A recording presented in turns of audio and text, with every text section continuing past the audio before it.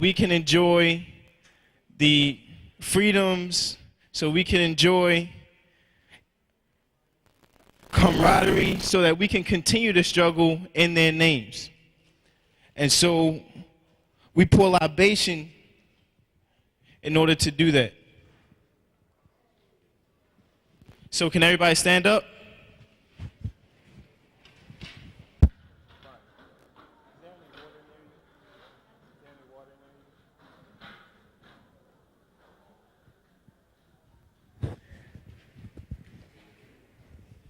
Okay, libation is like a prayer.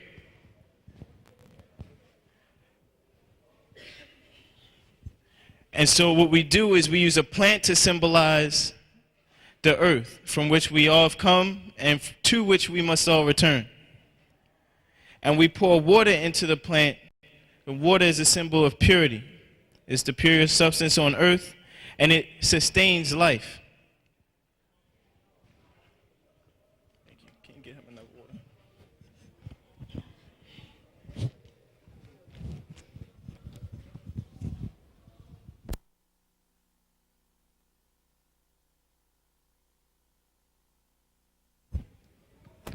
And so we first will pour libation to the universal Mother, Father, Creator, known by many names, and we say, Ashe.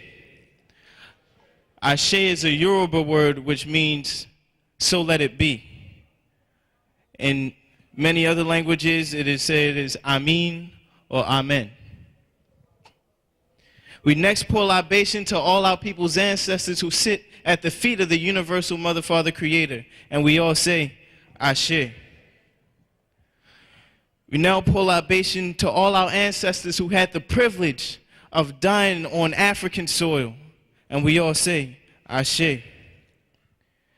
We now pour libation to all our people's ancestors who died during the Middle Passage, who died in the slave ships, who refused to be enslaved and threw themselves overboard. For them we pour libation and we say, Ashe. And now we pour libation to those who made it across the Middle Passage and who died in the plantations, who died in this war zone that we call America today. For them we pour libation and we say, Ashe. Now if you will call out those in your direct bloodline and remember them and their direct influence on your life. And I will start off by naming my great-grandmother, Pearl Griffith. Ashe. Ashe. Ashe. Ashe. Ashe. Ashe. Ashe, Boy Griffith. Ashe, Cousin Stephen. Ashe. Pharaoh. Ashe. Eugene. Ashe. Pharaoh. Ashe. Ashe. And now we will pour libation to all those who have made sacrifices for the entire people. And I'll start off by calling out the name of Marcus Mosiah Garvey. Ashe. Ashe. Ashe. Malcolm X. Ashe. Ashe. Jesus Christ. Ashe. Ashe. Harriet Tubman. Ashe. Ashe. Ashe. Ashe. Ashe. Nat Turner. Ashe. Huey P. Newton. Ashe. Ashe. Ashe. Ashe. Shaka Musa Barashango. Ashe. Ashe. Ashe. The Move family. Ashe. Ashe. And now, the last three Ashes will be for all those who have not yet come, all those babies who still reside with the Creator, for whom we struggle today, for those in the belly of the beast who cannot be with us in this presence right now, and for all Africans around the universe who are unnamed. And we say, Ashe, Ashe, Ashe. Libation is done.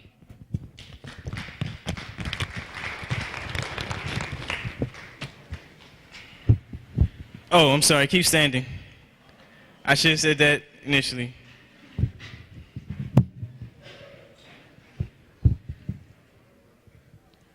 Okay.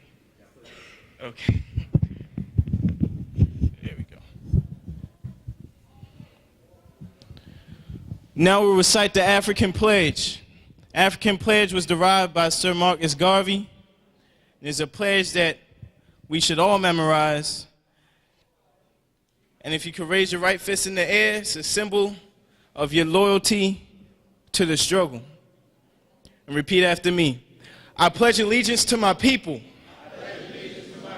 the African race, the original man and woman of the earth, and the founders of civilization. I pledge to continue the struggle, which will help to bring my beloved brothers and sisters to total freedom. I pledge to study and discipline myself, mentally, physically, and spiritually, so that I may grow into a soldier for justice. Because my people need strong and intelligent warriors. I pledge to live my life standing tall for a person on his or her knees is not respected. And if I am challenged, I must say that I will not surrender my position nor my dignity, but instead we shall endure until the final victory is won. Ashe. Now you can sit.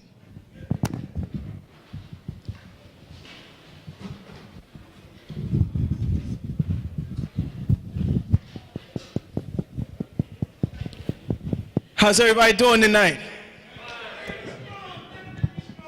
Good, good. In the Soul Survivors Nation, when we say how the Africans feel, we have you respond, the spirit is strong, definitely strong. Because African people, we're spiritual people. And we understand that life is not contained within flesh and bone. We understand that the struggle we are engaging in is not a struggle of flesh and bone. That's even stated in the Bible. And so, when we say how the Africans feel, you reply loud and strong. The spirit is strong, definitely strong. And so we're going to try it out real quick. How the Africans feel. How the Africans feel. Yeah, the spirit sounds definitely strong. If anybody, if you could you please come closer to the front and fill up the front rows so, we can present.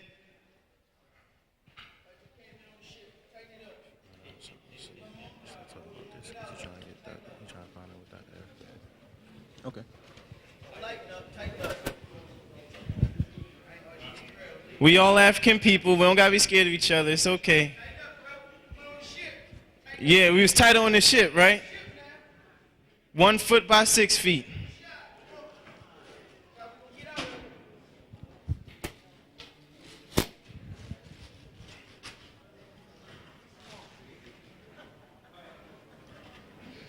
It also helps with people with families because when people, they might bring their children and things because they want their children to get this too. It's best if you're brought up within this culture instead of being brainwashed and then trying to reverse it later. So some people try to bring their children up through this, and it's easier for them to find seating if we have whole rows that are available. So if you could just get closer, and that would be greatly appreciated. For everybody who doesn't know, my name is Tien Chi. I will be your MC for tonight. And I'm also the Minister of Defense for the Soul Survivors Nation. Soul Survivors Nation is an organization that is committed to grassroots and community development. And so we have different fronts on which we battle the spirit that's killing our children, the spirit of apathy, the spirit of rage, of anger that leads our people to kill each other, to lead our people to join gangs who are not for anybody's good. And so we do that on several different fronts. And one way we do that is by bringing lectures to the people through Reality Speaks. And thank you. And if you heard on Sister Nzinga's show this morning, D.Gregory spoke about Johns Hopkins University and how it's located right in the middle of Baltimore. And they have cutting-edge medical technology research going on at Johns Hopkins University. However, Baltimore still manages to be, if I'm not mistaken, you correct me if I'm wrong, number 3 in STDs in the nation. So how can we be number 3 in the nation with STDs? However, we are the home of the leading medical research facility. The only way it could be possible, D.Gregory said, is if they're creating them. If they are contributing to the problem. Because if they were contributing to the solution, then we would be seeing results going in a positive direction. We have another event coming up. If I can find the information for it. Here we go. Yeah.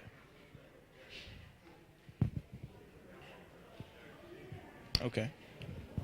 Brother Dan, would you like to announce this? Or? Okay. Soul Vivers Nation presents Hurricane Katrina 2006. It's a documentary of Katrina's aftermath as of July 2006. So that's just 5 months ago. So we'll be including footage of the disaster zone in New Orleans, testimony from a survivor, someone who actually went through it. We'll be speaking, Leon Waters is his name.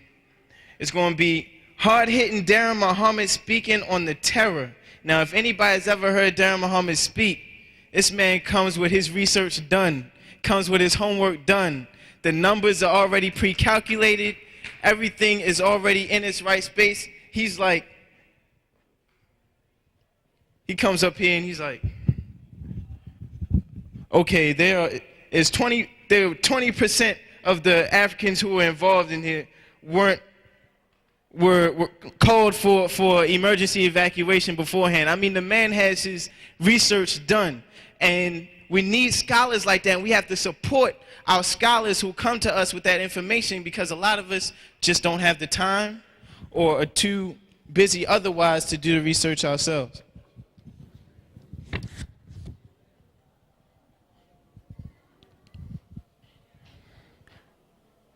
Okay, 7:12.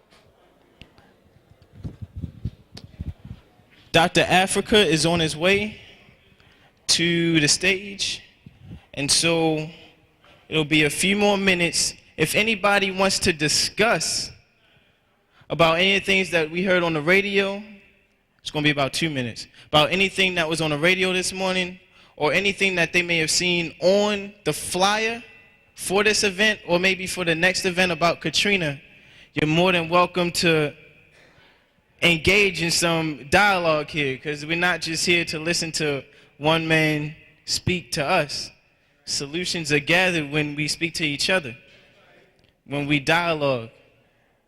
If 2 or 3 gather, then that's where God is, but not if they gather and don't talk to each other, because that's like 3 individuals, right? They have to gather and come together as one. So, who has some input? Nobody? We're about 100 individuals right now.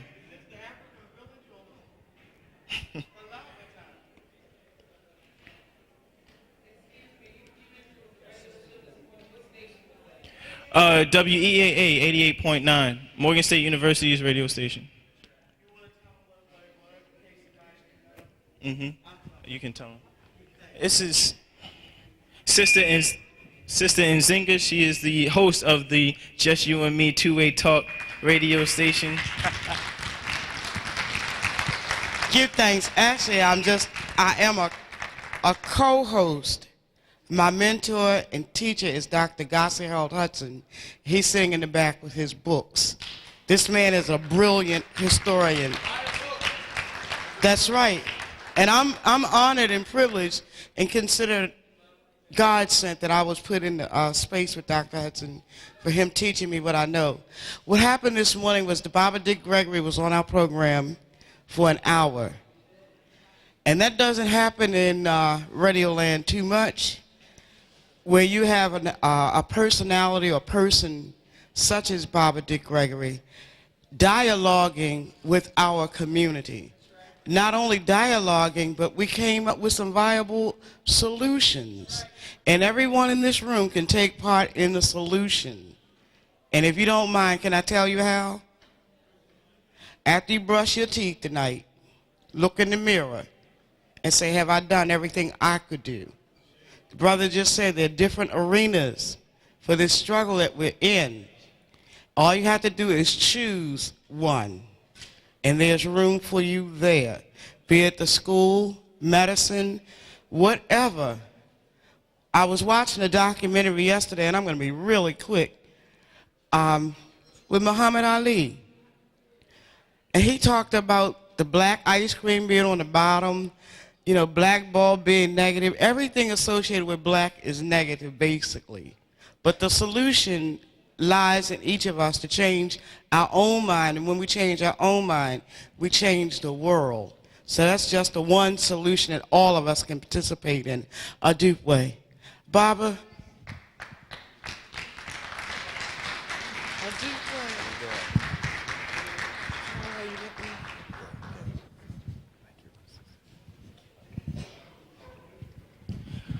All right, everybody. Without further ado, we're going to get this thing started. It is my pleasure to bring up a very experienced holistic doctor who has dedicated his life to teaching our people how to keep themselves healthy, because we're in bad shape if we depend on our enemy to fix us up when we're sick, to fix us up when we have some kind of condition. And so he teaches us how to take care of ourselves, because when you're on war, people get injured. And so without further ado, I'd like to present to you Dr. Laia O. Africa.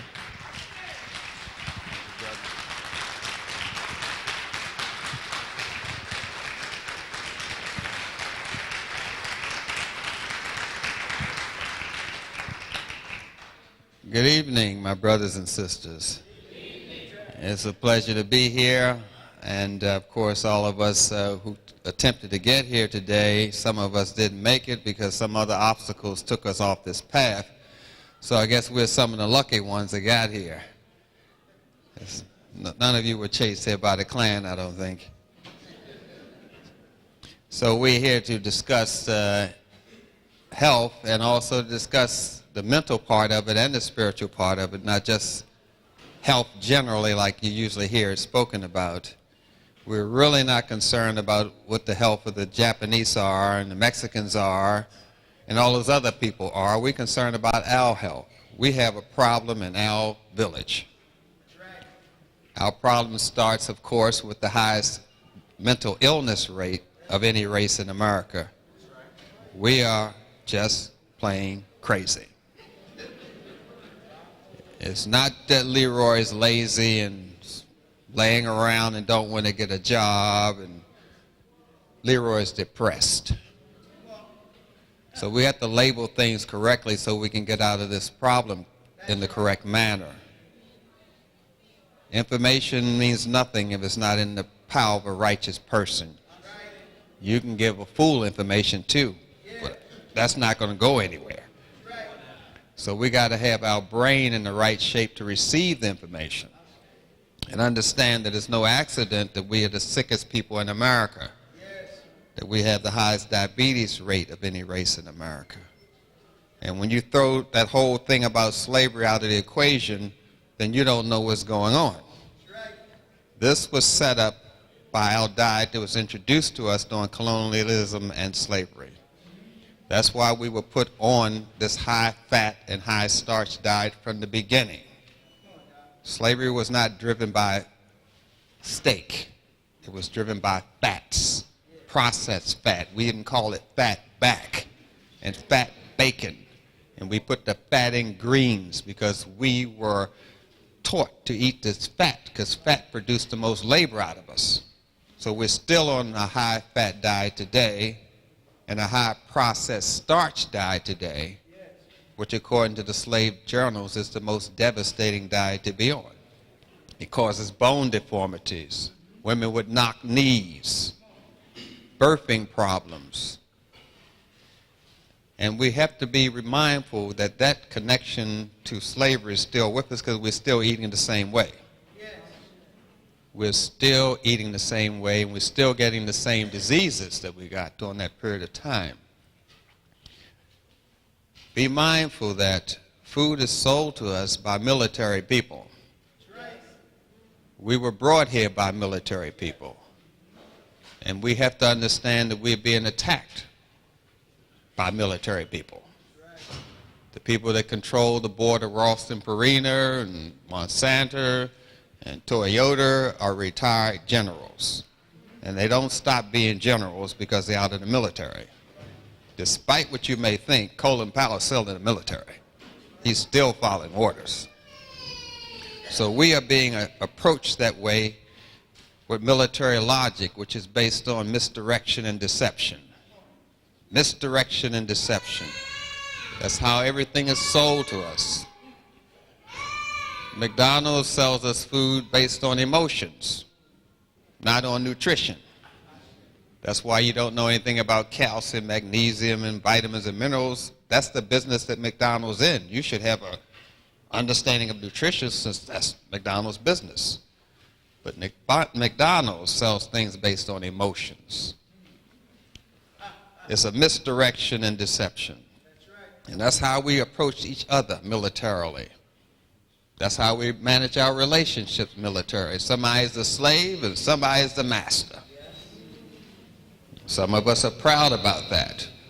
We don't want visas, we want MasterCards. That's why we still have master bedrooms in our house today. And proud to say that's my master bedroom. Because we're still connected to that diet and the behavior that's destroying us. We say stupid things that make sense to other stupid people that happen to be your stupid relatives. One of those things is soy milk. Everybody hears about it. Rice milk. I ain't never seen no titties on a soybean. There's no such thing as soy milk. It's soy juice. It's rice juice. But see, this kind of misdirection and deception is you think you're getting something beneficial because it came out of a titty. See, it's emotional they having you attached to this food. You say some stupid things. As far as I know, chicken have chests. There ain't no such thing as chicken titties. It ain't no chicken breasts. You buying chicken chests. But when you've been miseducated so skillfully, one ignorance comes in and then another one comes in, and it becomes very easy for you to be in the stupid condition that you're in. Intelligence rules the world. Ignorance carries the burden. Marcus Garvey. So we have to let loose some of this ignorance about what's going on here. We have been taught to eat by someone who knows nothing about food. Be aware of that. They treat the food the same way they treat the things they ate before they start eating apples. They gutted out the pig, they gutted out the horse, they gutted out the dog, and you present an apple to them, what they're going to do? Gut it out. They're going to take the core out and throw it away. Treat it like it's an animal. That's what they're going to do. And that's what you do. You gut out the apple like it's some wild animal, a deer or horse or something. You're throwing away the fiber. If you eat the apple, eat the core. I know your master didn't tell you that. But I'm telling you that you're throwing away the fiber. That's what you want. Eat the core of the apple. Who taught you how to eat this food? Who has the knife the closest to the plate of all races? Your master do. You have to understand that eating the way we eat is no accident.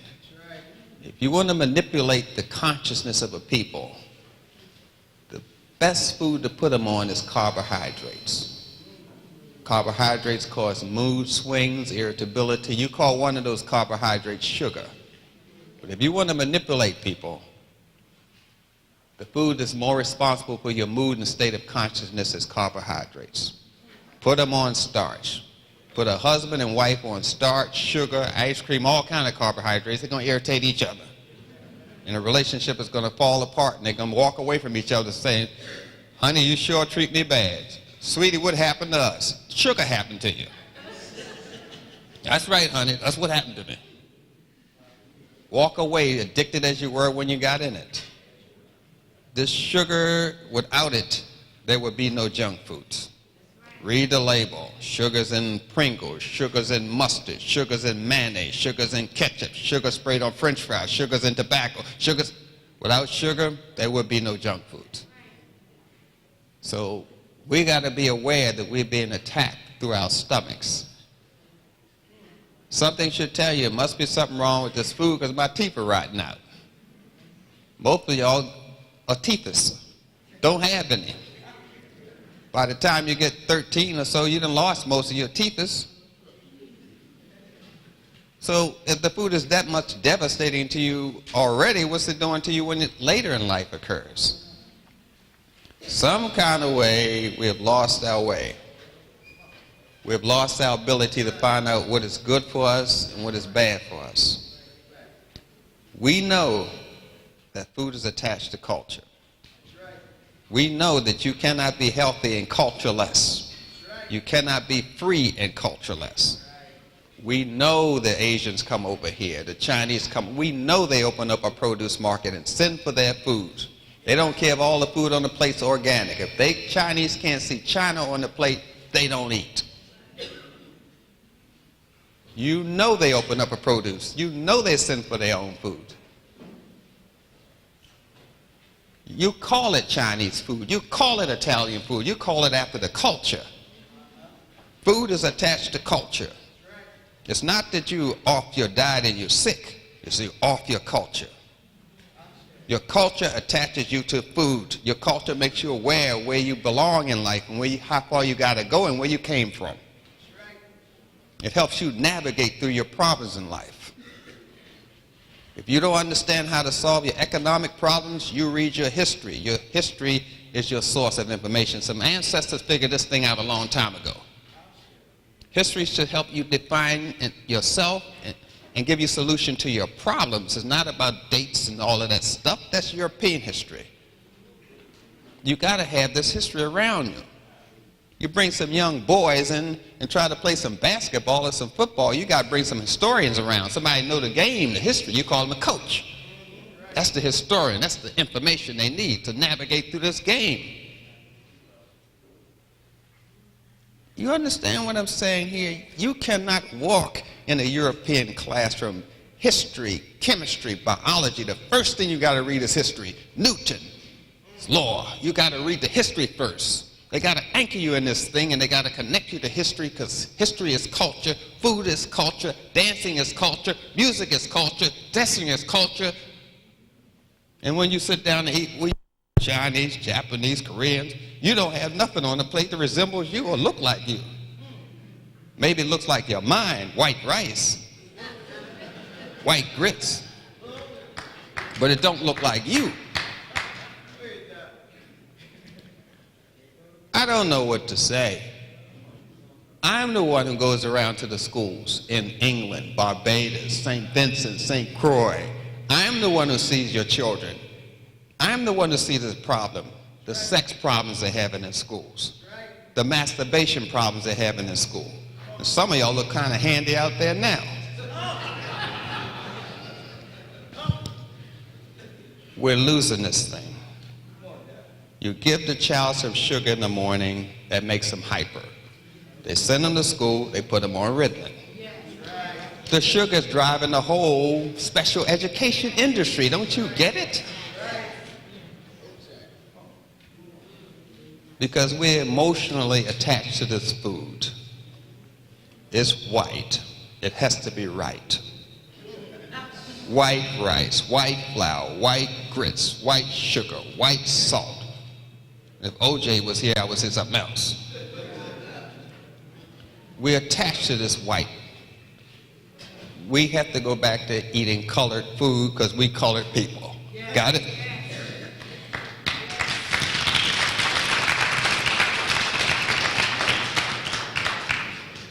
And you're not going to walk away from McDonald's as easy. McDonald's going to kick some ass before he lets you go. You're not going to take that money out of that man's hand that easy. You got to fight for your life. They're not going to give up your mouth. A fork and a spoon in the hands of an ignorant person is a damn weapon. They're not going to give up your mouth that easy. We are everybody's paycheck. If you come to America and you want to make some money, open up a store in the black community. You're everybody's paycheck. You think the Koreans going to let go of all them nails that quick? No. The first thing we have to do is divorce you from your culture. Take it out of the educational system. Take the drum out the classroom. Take it out. Don't let anyone who knows something about history from a black perspective open their mouth. Because you're still being taught that Columbus discovered America and discovered Africa. Because there's no one black in that classroom teaching you anything. There's some chocolate-covered white people in there. Professional Negroes, certified. But you got to fight for your life for yourself. The first attack you have to make and victory you have to make is over that plate in front of you. That's your first weapon. That's your first march to freedom, because you can't be free and constipated. All you're going to do is kill the people behind you from farting. You got to stop being constipated and following these constipated leaders. They can't even lead you to the bathroom. They're constipated. Roll of toilet paper lasts them about a week. That's right. Turd come out to ask a senior citizen looking for a nursing home. We need health to see a healthy solution. We didn't come over here sick. We didn't come over here with arthritis. We didn't come over here with cavities. We didn't come over here with fibroid tumors. We didn't come over here with prostate disease. We didn't come over here with Leroy looking for Harry. We did not come over here like that.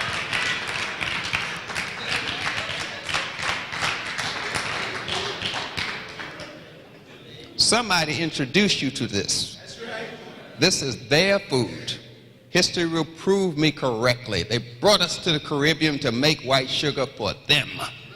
That is their food. You got to draw a line. This is mine, this is theirs.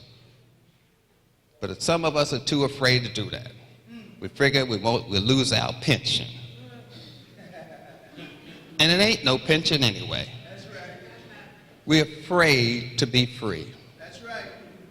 That's what it is. We're totally afraid. Ask Harriet Tubman. She had to pull a gun on these Negroes, and they were in chains. They were in chains. She had to pull a gun on them.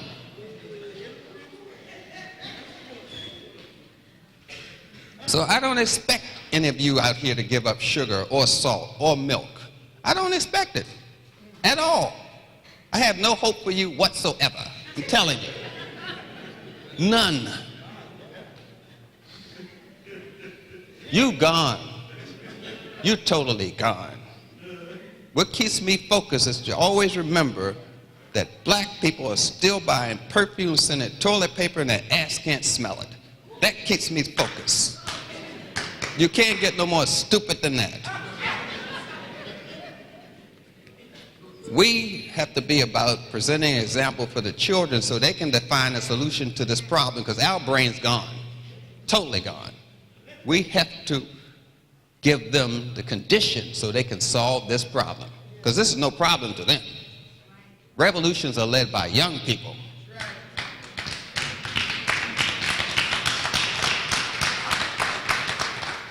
That's what they run. Young people run this thing. Science is run by young people. When Darwin did his best work, Einstein did his best work, he was in his 20s. Science is run by young people. History is run by young people. And so we have to present them with the environment so they can solve this problem, because your brain's gone. It's totally gone. There's nothing to download. Am I finished? Oh yeah, great. Let me stop. I don't need to talk anymore. I can stop in a minute. So, what I'm here to do is introduce D.Gregory. I met D.Gregory, he probably doesn't remember, in Atlanta. And I used to have a little practice and all that sort of stuff. And I saw him in a downtown in some place, and he was walking around. I said, "Hey man, what you doing?" And he said, "I'm looking for some popcorn for my wife." I said, "Okay, let me walk around with you." So we walked around for about a half an hour together looking for this popcorn. Then some people recognized him and say, "D.Gregory," and they came swamping on him like a bunch of buzzards, you know. So I just backed up off. I said, "I'll see you later, man." But I was walking with him while we were looking for this popcorn. He said, "You a vegetarian?" I hadn't said nothing to him. I said, "Yeah." He said, "You've been a vegetarian about 8 or 9 years." I said, "Yeah, that's right." I didn't know. I didn't say anything to him. He told me that. And I just said, "Okay." And I just walked around him while he was looking for popcorn, and that was the last time I saw him. Then he called me up one day and said, "Hey, why don't we write a book together? You do that black thing, and I do this other thing. We got him." I said, "Okay, man, let's do that." So I flew to California, sat down with him. We were working on this book. And Stevie Wonder called, and Andrew Young called, and this one called. I said, "Damn, this is never going to get done." He said, "Well, you ain't doing that. Why don't you be in this movie?" I said, "A movie? Something called the Black Panthers? About the Black Panthers?" I said, "No, I came out here to write a book." I said, "I'll catch you another time." So he was in D.C. I flew up to D.C. I said, "Ready to work on this book?" He said, "Yeah." So we sat down and worked on the book. Next thing I know, this person called, Jocelyn, whatever name called, that one person. I said, "We ain't gonna never get nothing done here." We've been working on this book for well over 10, 15 years now. But his dedication to what we are about has been the most powerful thing about Brother, to me. Brother Gregory is dedicated. During the 60s or so, he even walked out to try to calm down some Negroes with bad food stamps. He got shot trying to calm down some black folks. I said, "Man, I run first." He walking out there calming them down, bullets flying all over the place. That's how dedicated the man is. And that's what we need. We need 100 of D.Gregorys. But we have been blessed with one. And that's the main thing. We got one, and that's all we need. That's all we need, and we're blessed with this one. And anytime you're around him, there's always opportunity to learn something. I've never been around him and didn't learn something. He's an athlete. He puts his money where his mouth is. He marched with Martin Luther King. He's been with Malcolm. He's there. Whenever somebody says they're going to help black people, he's there. That's what he's about. So when I have opportunity to introduce him, I'm there. There's no question about it.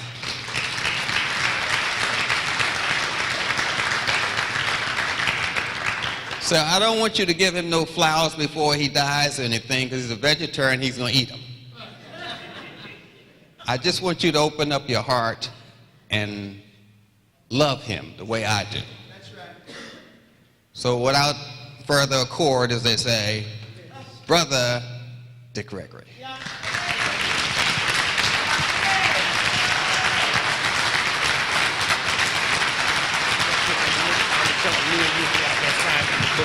Oh, thank you, very good.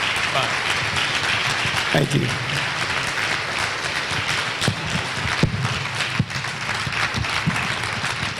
Good.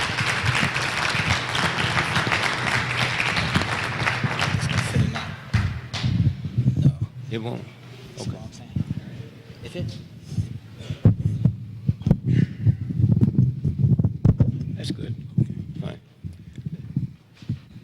Let me first say we thank and praise God that we all made it here safely today. And I pray to God that your return and my return will be equally as safe. I'll probably be mentioning God a couple of times tonight, but when y'all hear me say God, I'm not talking about them isms and osms and that crazy stuff that a lot of people be into that don't work. God is very real. And God don't have to be validated by you.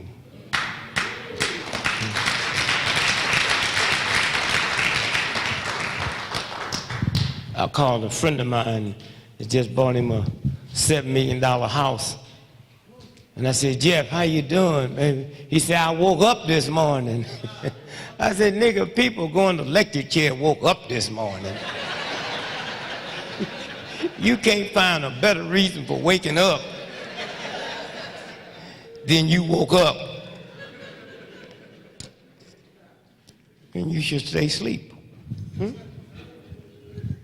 Somewhere when you stop and think about the games, I was talking to some Christian group in Budapest not too long ago, and I told them, I really don't know about you white folks over here, but I have probably one of the best research teams on the market, and but I do know about America, and so what y'all need to do is come check out America.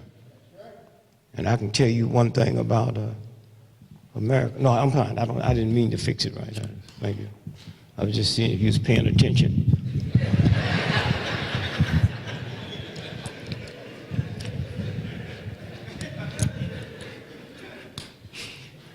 And I said, one of the beautiful things about America is it's all there. It's just raw.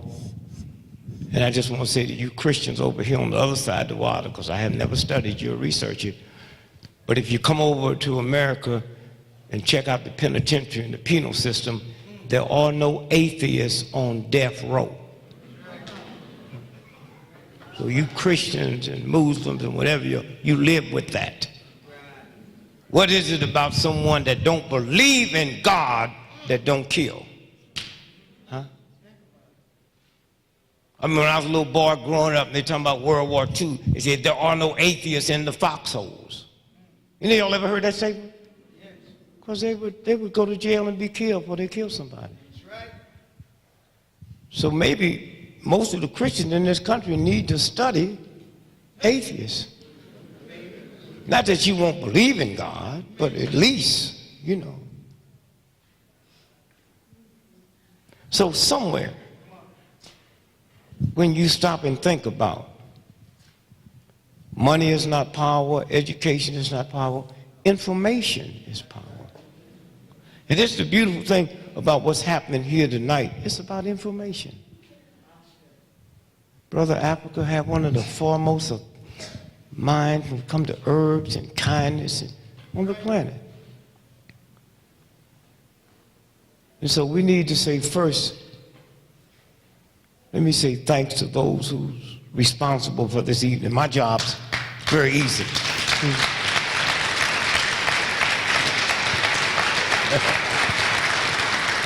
My job easy. All I have to do is just produce a body. But a whole lot of work went into making this happen.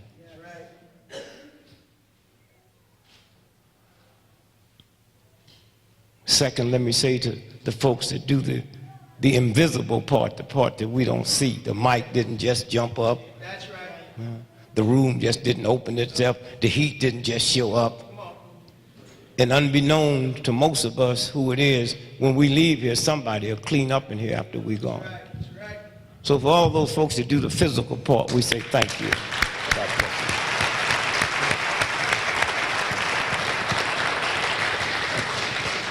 you. And thirdly, to those of you, I've looked around, ain't no homeless people in here. And so for those of you who interrupted your schedule to be here like I did, I had something to do, so I didn't come because I had nothing to do. Most of you are here because you interrupted your schedule. And had you not made that decision, the rest of it wouldn't have mattered. So to you and you and you and you, we say thank you and bless you.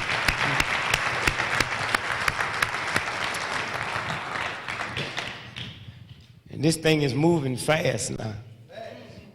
And so those of you that ain't ready for the swiftness, I say have fun and have fun quick, because recess just about over. And there is nobody in this country in any darkness no more than black folks. It's unreal to think you come over here on the boat with the boy and don't know him. Huh? Think you cute. Huh? Walk around talking about the melanin this, and white folks ain't got no melanin, but you do know drugs and alcohol mess up your melanin. That's right. And then don't get upset over this white boy. Why should he tell you the truth no more than Hitler and them Nazis would be honest with the Jews? That's right. But you was born with a God-given intelligence that make you see through the trick. Right. If you're not hateful. Yes. Huh? I can't believe I live in a country where you get sick and you try all kind of prescription medicine that have side effects. Right. But love, there are no negative side effects with love. Huh? Huh? Huh? There are no negative side effects with kindness and niceness. Black men, they mess your head up. They got you believing being polite and kind, you're a punk.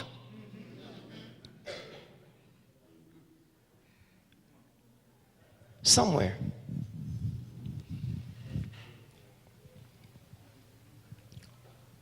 And we made it this far.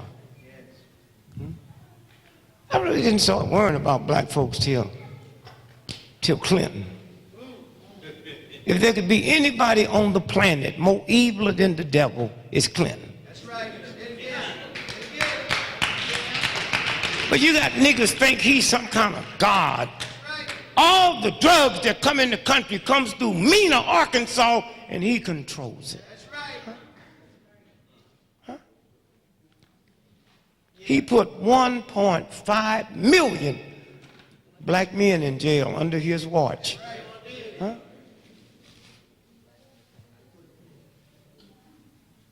They didn't put that many in jail in South Africa. That's right. Huh? He's the one that ordered Ron Brown to be killed, because if Ron would have made it back off that trip, he was going to tell it all, because he had already been subpoenaed. Now, I don't want y'all that didn't know to get hip all at once.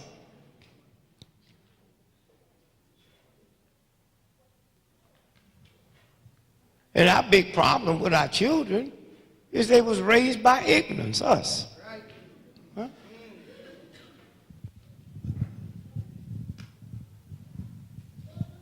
And then we don't want to admit that my problem is a white racist system. That's right. I go to conferences all over in America.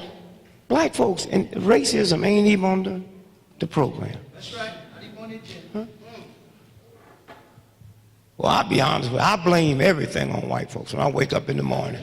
I wake up, get out of bed, and say, you did it. My wife said, did what? I don't know. I know they did something while I sleep. Huh?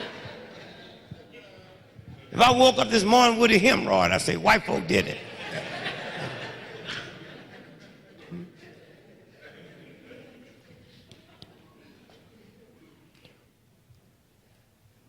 But you blame all the stuff on you.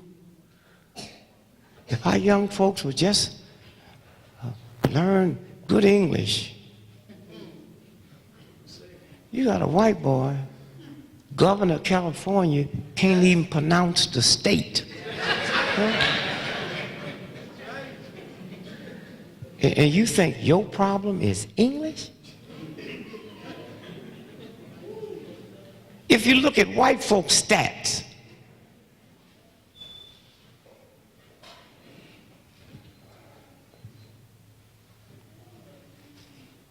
a black with a PhD is 85 times more likely to get turned down the first time they get a home mortgage than a white boy that dropped out of high school.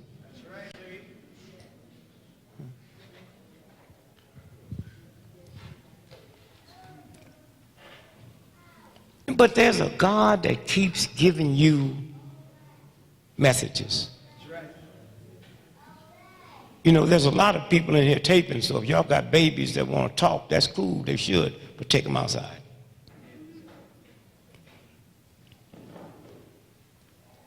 I mean, think about this. You have a that should hear stuff, but you can't hear it if you're full of hatred and meanness and ornery. But if you're pure, you heard something last month. You ain't never turned on TV, turned on the radio, pick up the paper and said, there's a bad shipment of cocaine that came in, poison, throw it away. You never seen somebody say, bulletin, Budweiser admitted that 10 million bottles of Budweiser accidentally had arsenic put in it. You drink it, you die. Throw it away. You never seen that. Turn on TV and they say, organic spinach, if you have it, throw it away, it will kill you. Spinach? There's nothing never been wrong with cocaine? Just spinach? Organic spinach? Then they say, throw it away. Oh, no, I'm taking mine back to Safeway. And then right after that, then they alerted everybody to organic carrot juice. Then after that, lettuce. We say, well, I mean, is there a bad pork chop out here anywhere?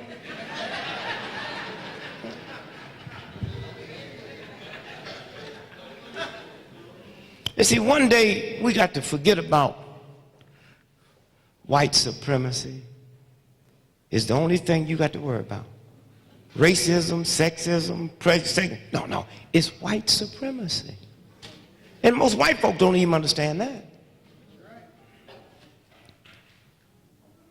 White supremacy was at its best 2 months ago, really messed up my marriage. A bunch of drunken, thug, PhD white folks met in Budapest with some white hoes with PhDs. And when they came out the meeting, they said, Pluto do not exist.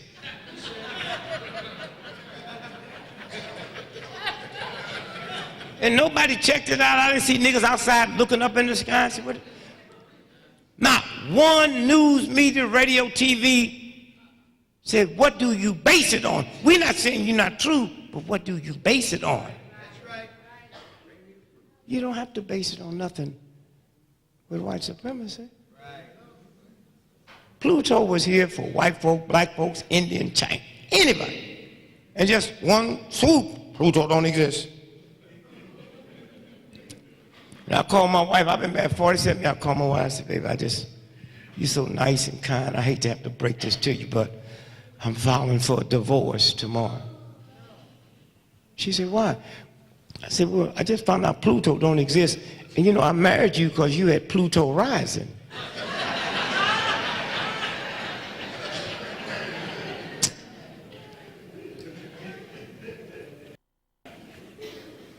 And one day when you understand with that little weak power you got, because you control your house or boss some woman or a child around, ain't a damn thing none of you sitting here could do when that redneck decided Pluto don't exist. Huh? It's a game.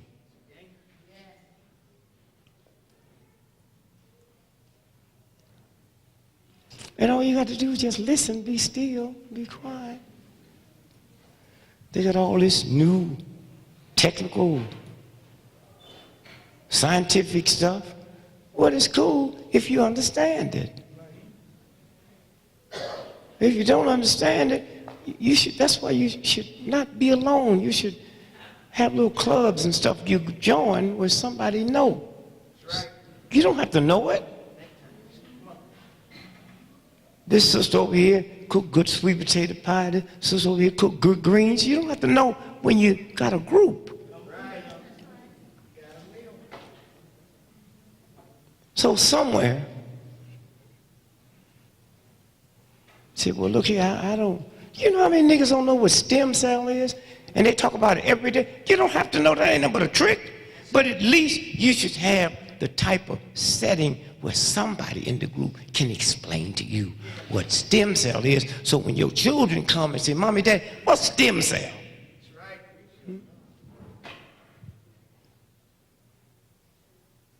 If you're going to live here, then you must look for the crack in the fabric. They got this new pill out, this wonder pill. You can just pop it and you can get pregnant.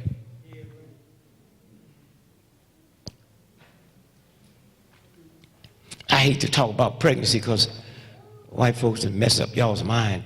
They run around talking about babies, having babies, and you niggas fall right into that. Children having children. Well, y'all know anything about Jesus Christ and Mary? God impregnated her at 13 years old. Huh? And then God had a hell of a time with Joseph because Joseph wasn't really buying into it. If y'all read that stuff right, Joseph wasn't buying into none of that.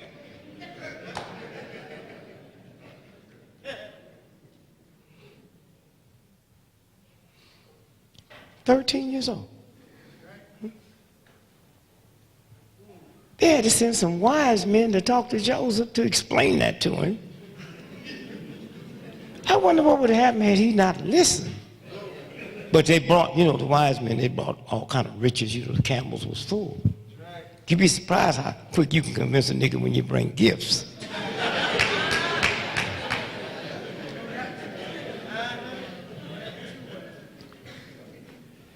So my thing is, if God, the boss, and I don't have no problem believing in God, can impregnate a 13-year-old, then don't tell me I can't knock up a 14-year-old. I'm following God with a year's grace. Huh?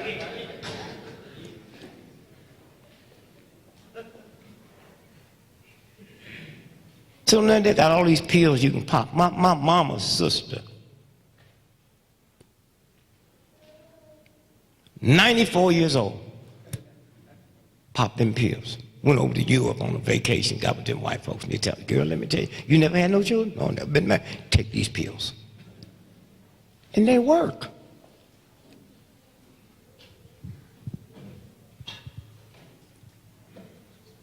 She had twins. 94 years old.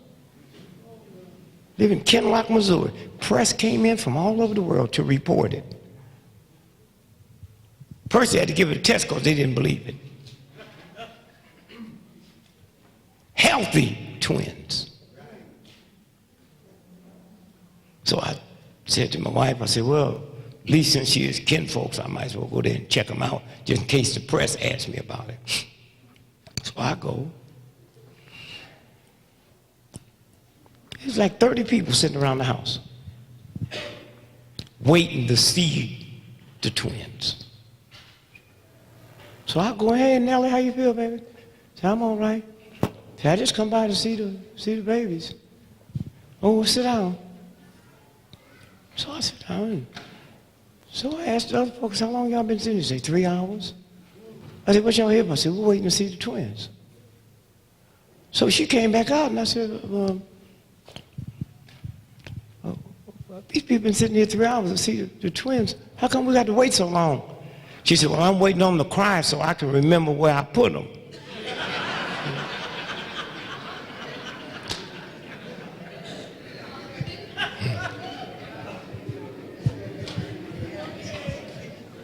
Scientific data, huh?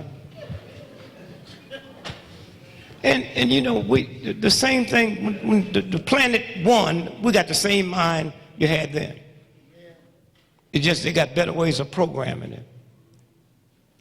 It ain't nothing but just thinking. Just not admitting, it's just thinking. And stop thinking somebody over here is living better than you, and that ain't even what it's about. Oh, so-and-so, they had a good college. Well, I live down the street from Harvard and MIT, and I got 10 brilliant children. What they don't tell you is Harvard and MIT have more suicides in 1 year than all the Big Ten schools have in 20. But they play them off like they are citadel of intellectuality, and they really ain't nothing but cesspools of filth. Huh? But once they bend your head over there and they determine the criteria, what goodness is, what pretty is, what ugly is, what love is. I went with a friend of mine the night before Halloween. We was looking for some costumes. Had this white friend of mine, rich old white boy. Loved me. So I said, man, I hate to interrupt your time, but this friend of mine got to get a costume for her son, so I'd like for you to go with me, and I want to show you something. So we said, sure, whatever you want me to do. So I showed him, I said, look at all these costumes. I mean, where rich folks go, all the costumes. Dracula, Wolfman, Hitler, Napoleon. So he said, what do you want me to see? I just want you to see that there's no faces y'all wear tomorrow that look like me. Huh? Hitler? Dracula? Huh? No Sidney Poitier? Huh? Now when you got 1 day of the year to look like anybody you want to look like, and none of you want to look like me, don't tell me you love me.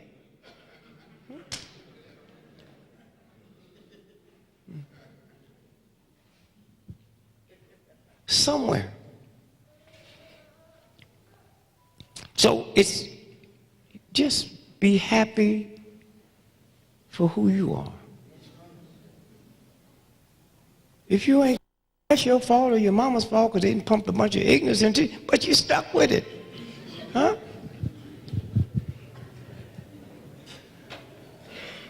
You got a bad job. Ain't no such thing as a good job. It get 32 below zero, you making below minimum wage. Here's a dude over here with 12 PhDs making $1,000 an hour. He gets just as cold or she gets just as cold as you going to that job.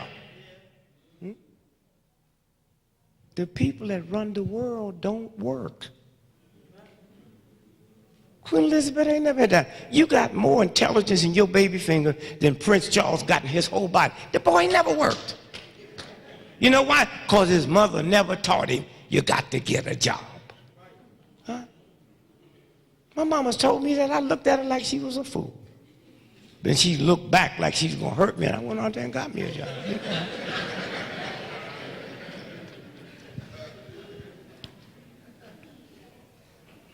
But you got to first stop thinking there's somebody over here who you don't know. It can be your brother, your sister. You ain't with them all the time. They doing better than you. Try checking them out. Boy, I got out here, I was catching hell when I first married my wife, but I didn't act like it.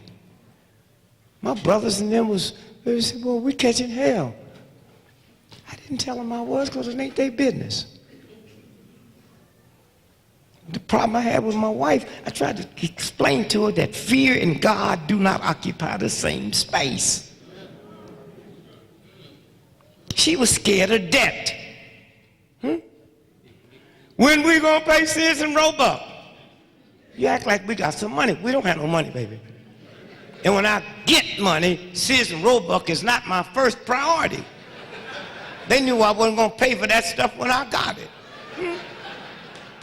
You know, on the back of the application, they said, who's gonna pay for this? I wrote your mama. I walked in the house 2 weeks later, I thought my old lady was just going crazy. She said, here's the letter. Here's the letter from Citizen Roebuck. It's here. It's here. Final notice. I said, what's wrong, baby? Final notice. Here it is. Final notice. Let me see it. Final notice. Final notice. Thank God we won't be hearing from them no more.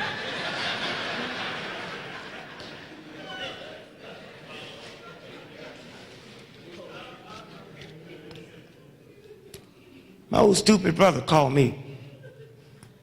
He was the first black way up with Enron, big money. Millions. Told me how good he was doing. Then they got busted. He lost everything. I called him the other day and said, you know you're going to jail. He said, I didn't do nothing wrong. I said, look, they put them white folk in jail, nigga, you know you're going. He done lost everything, his house, his wife. When a nigga's dog run away. Called me 2 days ago. They about to repossess my car. What must I do? Don't park in front of the house. See, when you go through all them emotional changes, the universal God intelligence stops flowing. Huh? Them folks next door, they might be doing worse than you doing. Stop comparing yourself to anything but you. You know how special you are? Never before or after will there ever be another you. Huh? Huh? It didn't say if you're educated or got billions in it. Never before have there ever been one of you before or one after. Don't you know how special you are?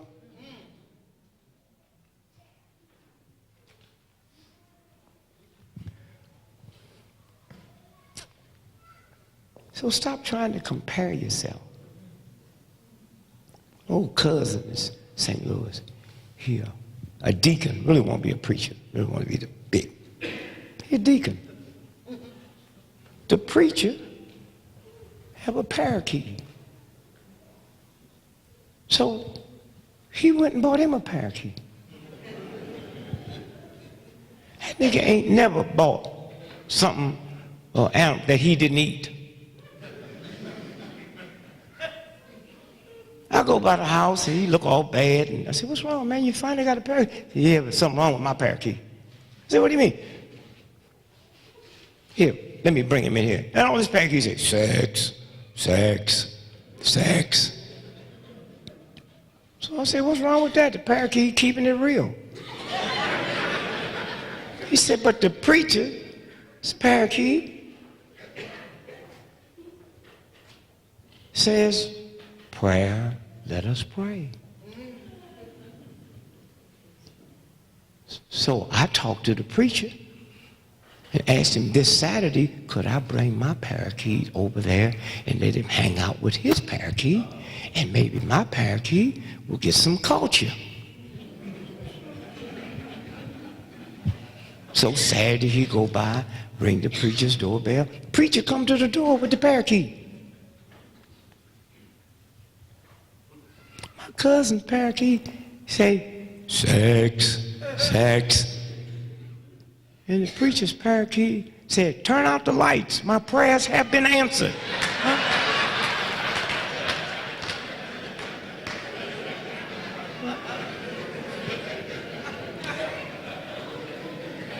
See, you got to stop. You got to first sit and meditate. Huh? I remember I violated myself. I do 5 miles every day, walking. A friend of mine flew in town, Jim Kelly, said, hey man, I'd like to see this trail you walk in. I said, yeah, but let's do it tomorrow. I just finished 5 miles earlier. He said, no, I got to leave town tonight. I said, well, let's do it this evening. Now, normally I don't do 10 miles. So I go out and I walked it with him. He loved it. So I'm home, you know, kind of tired. Huh?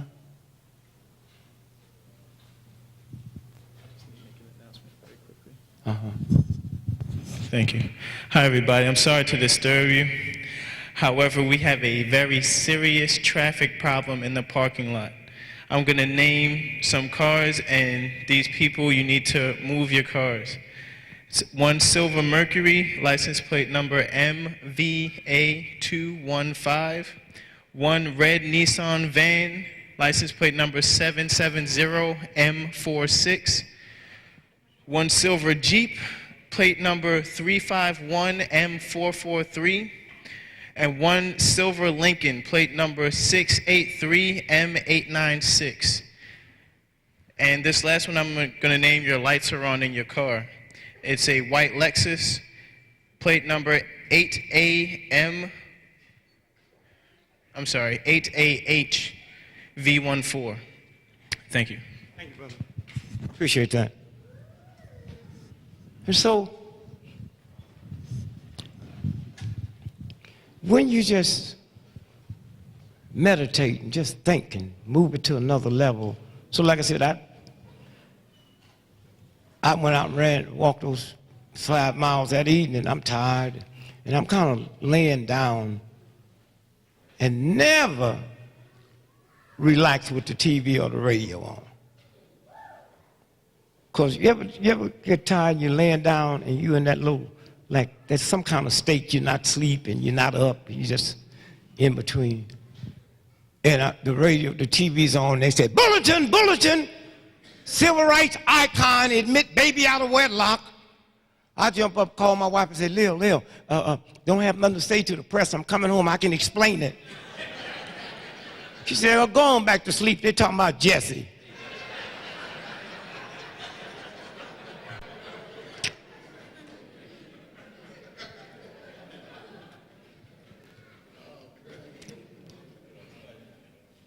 So when you just stop and slow up, and let the energy flow, the God energy.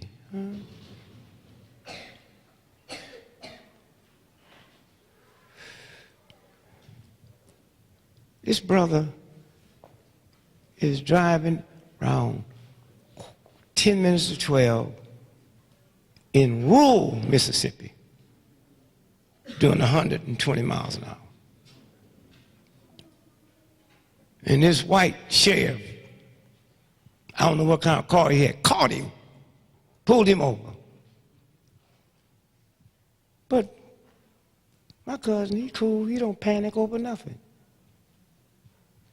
The sheriff walked up and said, what's your hurry?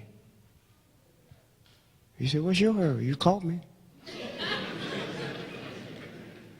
He said, well, I got a serious problem.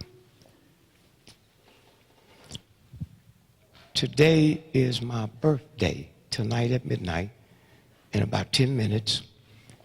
My wife is throwing a birthday party. Got state troopers coming in, family members, at midnight. Now, in this rural area, if I write you a ticket, which I have to, I got to take you in. I can't let you go.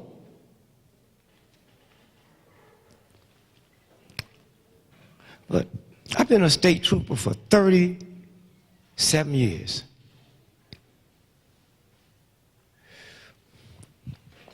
If you can just give me any logical reason why you're doing 120, I'll let you go. I know you can't, but I'm just trying to be fair to my wife. Cuz cool. He said, well, you see, 37 years ago, a white state trooper ran off with my black wife. And when I looked through the rearview mirror and saw you, I thought you was bringing her back.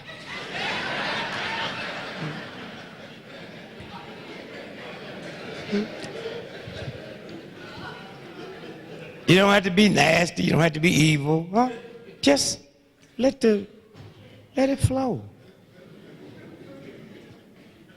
Check this out. These state troopers graduate from state trooper school. And the guy was honest with him. Said, now, you graduate today, but you're not a seasoned state trooper for about 5 to 8 years. You just graduated. And the worst incident is a simple traffic stop.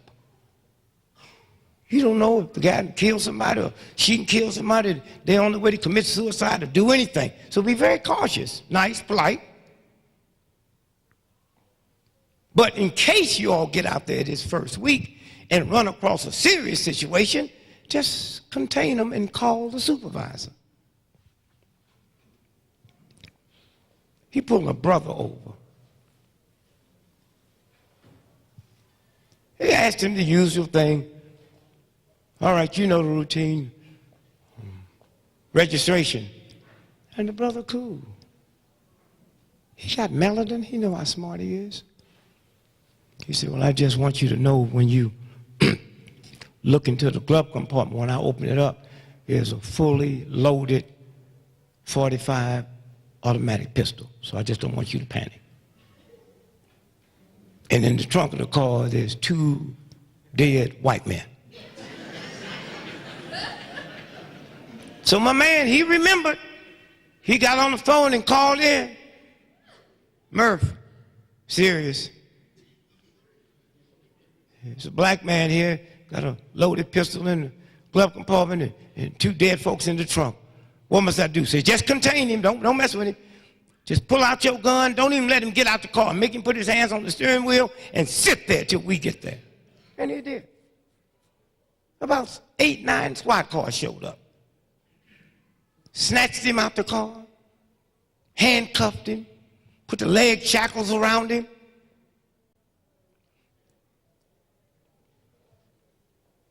And he looked at my man, said, "Attaboy, Johnny, you did it right." So Murph, supervisor, opened up the glove compartment, ain't nothing in it. He go back, open up the trunk, nothing in it. He walked up to the brother and he said, man, maybe you can help me. I was told you had a loaded pistol in the glove compartment and 2 dead white men in the trunk. How do you explain that? He said, I guess he told you I was speeding too, right?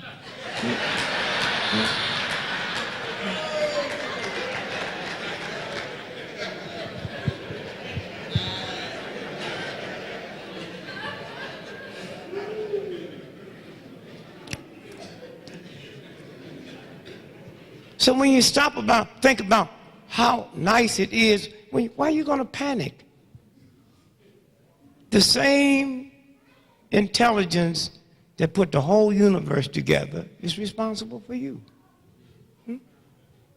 The day you was born, all the wisdom and knowledge that ever was, you brought with you.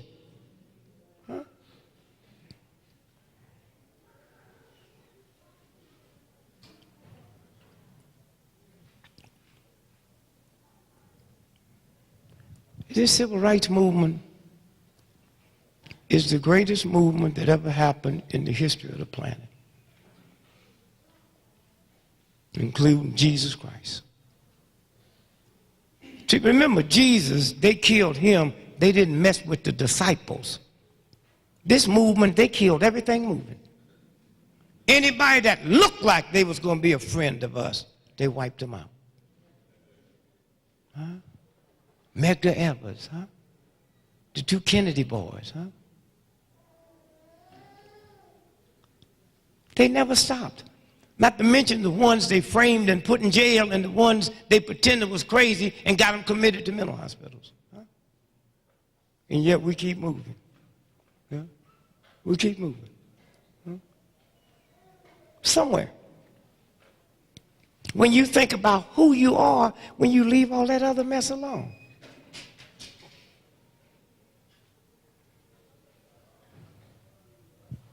I've been married 47 years and love ain't got nothing to do with it.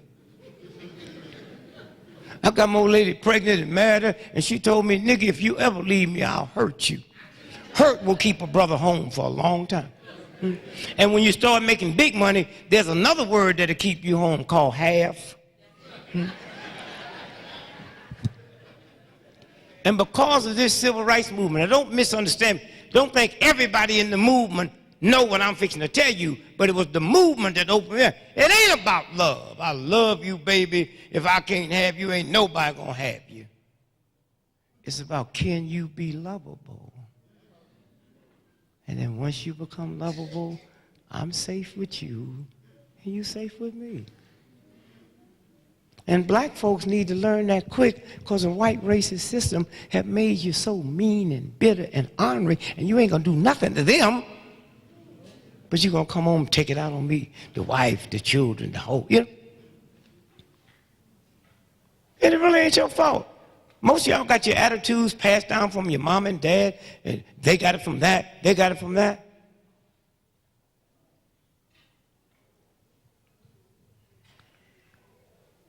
I know my mama beat me because her mama beat her. Her mother beat her because her mother beat her. Her mother beat her, and you can trace it all the way back to slavery. The one thing that redneck nigger hating slave master hated is the same thing they hate today, a black man in America. Because of your genius, your brilliance, they reduce it down to your dick, and some of y'all go for it. They got you thinking you can do it. Ain't that, it's this up here they scared of. And they got you tricked because they didn't even tell you. Only body on the planet talk about good pussy but niggas in America. Huh? Yeah, Mildred got some good pussy. Well, she's on her fourth husband. 3 of them niggas didn't think it was that good. What do you know about Mildred?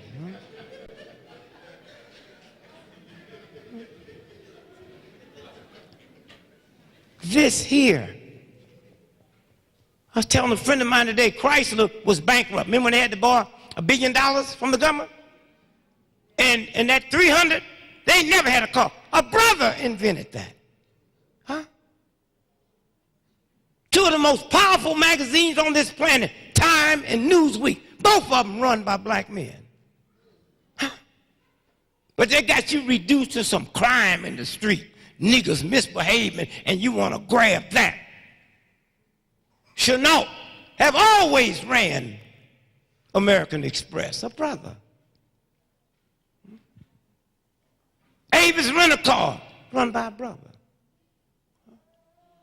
Out of your 8 top Fortune 500, 5 of them run by black folks. Huh? But they got you reduced down to sports. Or some jive entertainment. Go back and check in the history of the planet. When have an entertainer or athlete ever liberated anybody? What is that? Y'all know more about some old jive entertainers than you do about your own grandparents. Something wrong. So somewhere,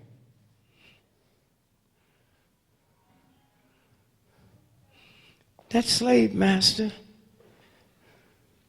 what's your name, brother? He saw him with an attitude because he saw him hit his mama. And that white boy went and got a whoop and beat him to death. While the rest of the black men stood by and looked. That's what fear do. So the strongest 2 forces in the history of America has always been the black woman in the black church. Black church is the only black institution right now that don't have to check with white folks to find out what time can they open up. And y'all can play all the games you want. Then they take that little punk Flip Wilson and give him a TV show berating the black woman and the black church. I've been here 75 years. I ain't never met no thing like that woman he's supposed to be, or I ain't never met no preacher like Leroy. And niggas run around talking about the black church. They don't do nothing with the money. The Vatican don't neither. You go to a Catholic church tomorrow and put some money. You think they opening up businesses for Catholic? That go to the Vatican. And whatever you can accuse them niggas of doing, they ain't never ripped off my little boys. Do you know what that? I send you to church. A pedophile in the street hustle my children on their own. I don't send my children to a pedophile. I send them to the Catholic Church. And when the priest got through, it had the child thinking they did something wrong. That's why you notice that they never remember till they get real old. You ever seen that? You ain't never seen no 15-year-old boy say, yeah, Father O'Malley ripped me off. They old. Why? Because prayers work. Them old priests be ripping them boys off, and they be praying, God, I know what I'm doing ain't right. So I'm not asking you to forgive me, just fix it so they don't remember till they get real old. Huh? And it works. This guy walking down the street, he's 85 years old, with his wife, and start hollering, what's wrong, Milton? Father O'Malley ripped me off. When? In 1804.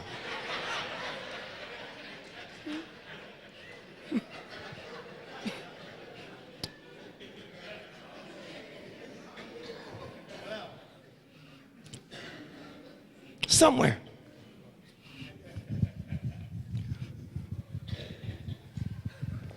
When you stop and understand your power. Huh? So this beautiful black woman, when they saw this evil nigger hating slave man gonna whoop her boy, she said, Massa, let me whoop him for you. And she had a dilemma. Because the white boy slick. She knows she got to whoop him just 1 point barely stop from killing him, or the white man gonna do the job. That's where that expression come from. Boy, this gonna hurt me more than it's gonna hurt you. And mom, with her love for that black man, beat him. And she did such a good job, the white boy turned and left. And she picked him up and said, only as a mother can say, let me kiss you where you hurt. Huh? Father can't say that. Brother can't say that. Grandma can't say that. Let me kiss you where you hurt. And now we X amount of generations removed from slavery, and you niggas still whooping children? And proud of it? You better do the research. 98% of them thugs that's hardened criminals that misuse women got whoopings from your ass.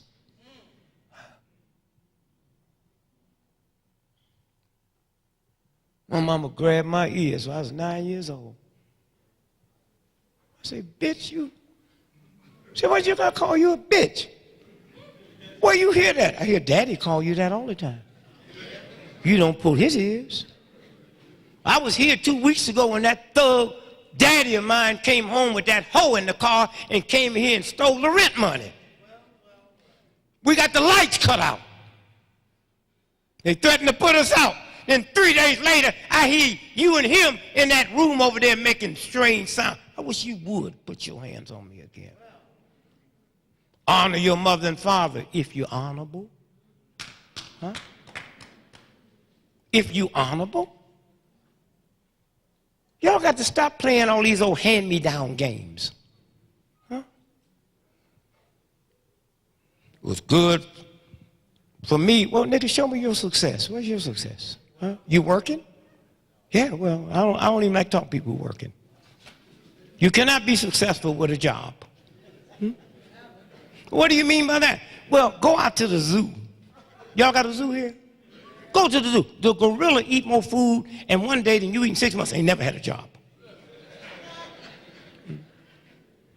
The elephant eat up some food. The elephant gets sick, go to the best animal hospital in the world. You get sick, you're going to take some Motrin. Huh?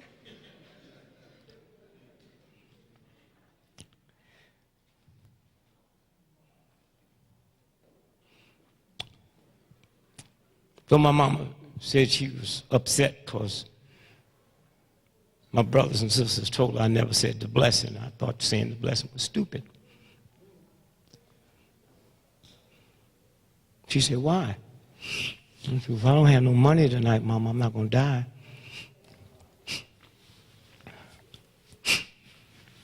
If I don't eat tonight, I'm not going to die. She said, what's that got to do with you not saying the blessing? Well, if you put your hand over my nose and mouth for 20 minutes, I'll die. But you never taught me to thank God for oxygen. The most important thing on this planet is oxygen. I'll die if I don't get it. So why I want to thank God for some food, and you ain't never taught me to thank God for oxygen? Because when you think about oxygen and how important it is, then you figure out the whole piece. The whole piece. And then you understand God. And when you black folks learn to stop making God a pit bull, God ain't going to take care of nobody for you. What's your name, brother? So you put $1,000 in his bank. Got that? And he go to Europe, man. He on vacation. And you go there and write out a check for $1,500. What's going to happen? Going to bounce, right? But do they have to call him in Europe to tell him? It's already in place, right? Everything in this entire universe is already in place. Once you violate it, don't nobody in the big sky be looking at you. That's already the law. Huh? So these are games. Somewhere. Let me run this past you real quick, then we're going to take a break, and we're going to come back. First, they got books out there, Africa's books there, mine there, we'll sign them. But there's a lot of people out there. Go and just look and see, you know, if it's something you want to buy. And then we'll be back here. Now, let me just finish this part with this. White supremacy works like this. Chavez has come over here, Hugo, and called the president a devil. Y'all remember that? So the white press ran to me and said, Mr. Gregory, Jose Chavez called the president a devil. What's your comment? I said, he must know him.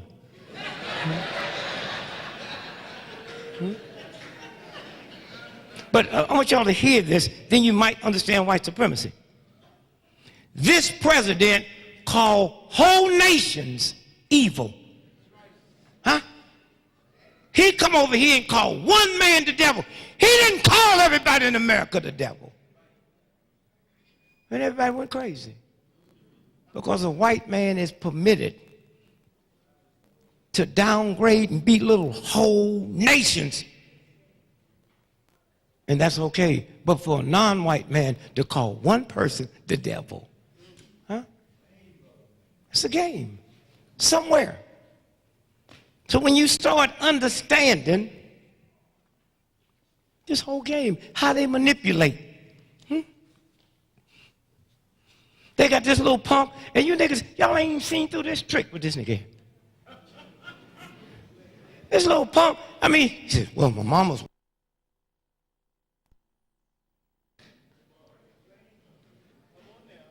And then they said, well, we're gonna build him up. We're going to take him to Africa. Who went over there to Kenya? Did y'all see it on TV? Niggas was lined up from the airport to the village. I see something wrong with this. There's niggas in Gary right across the bridge from him that ain't never heard of him. How all these niggas know about him in Africa? And then he messed up. He started talking about corruption. Did y'all see that? Talk about how corrupt those niggas was. And them niggas grabbed him and said, nigga, you stay out of our business. You notice he from Chicago. You ain't never heard him talk about corruption in Chicago. They've been so corrupt in Chicago in the last 8 months, they arrested so many of them white politicians, they ran out of trench coats to put over their head. They ran out of handcuffs. They had to tie him up with rope. But he ain't never opened up his mouth about the corrupt daily machine. But they build this thing up like he's something special and then unleash this nigga on Africa. Let him go to Budapest. Huh? Let him go to Italy and talk about the mob. Huh? Let that nigga go to Afghanistan and talk about drugs. Huh?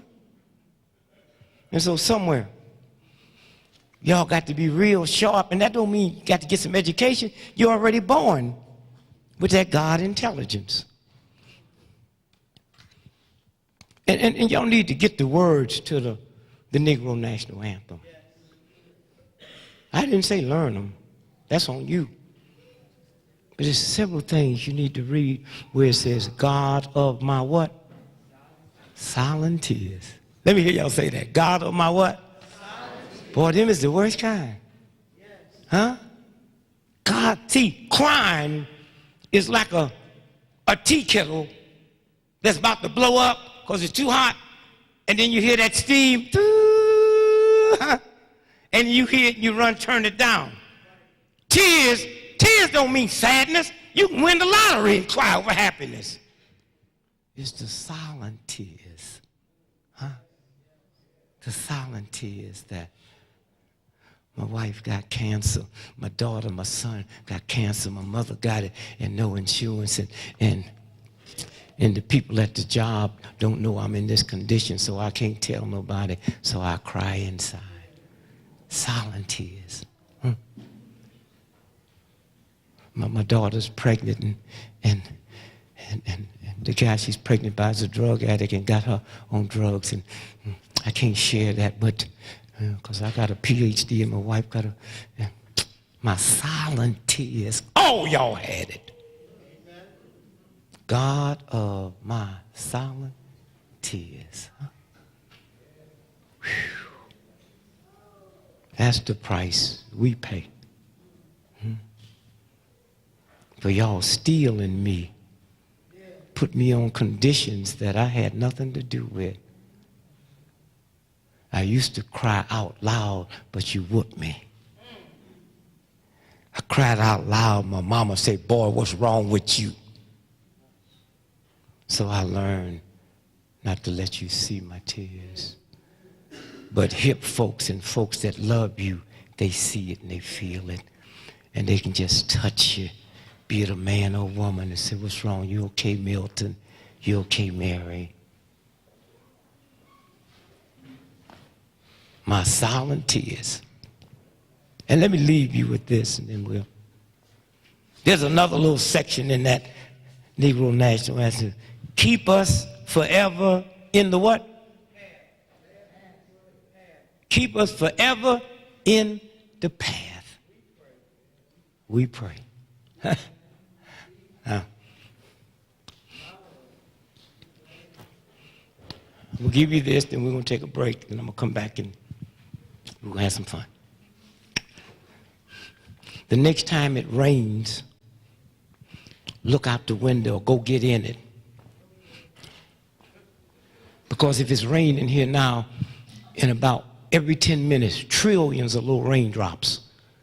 Look and see if you can see. See, sometimes you got to look hard. It's like when you wake up in the morning and an alarm clock didn't wake you up. If you think alarm clock can wake you up, take that alarm clock down to the county morgue and let it go off and see how many jump off that slab. There's a little God intelligence, but sometimes we carried ourselves in a way where we lost the privilege to hear it, although it's there.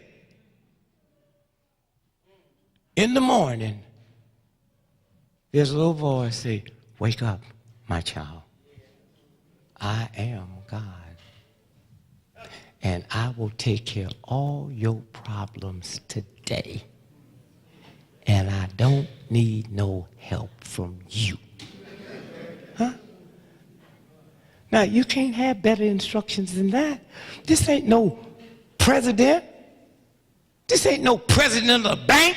This ain't no military. This is the boss that woke you up. and say, I will take care of all your problems today. And I don't need no help from you. Just sit back, relax, and enjoy yourself. Huh? So when you look at that raindrop and see it fall, all raindrops, trillions every 5 minutes. All raindrops have one thing in common. They drop, they hit the ground, and they start working their way towards home. Home, the river, the stream, the ocean. That's all they function. After they hit here. Button up your seatbelt now and hear this good. When you come out your mama's womb, your whole function is to get back home. All your PhDs, all y'all can read 50 languages, some can't read none. That ain't the issue. It's working your way back home. And only the black church have been hip enough to call funerals home going.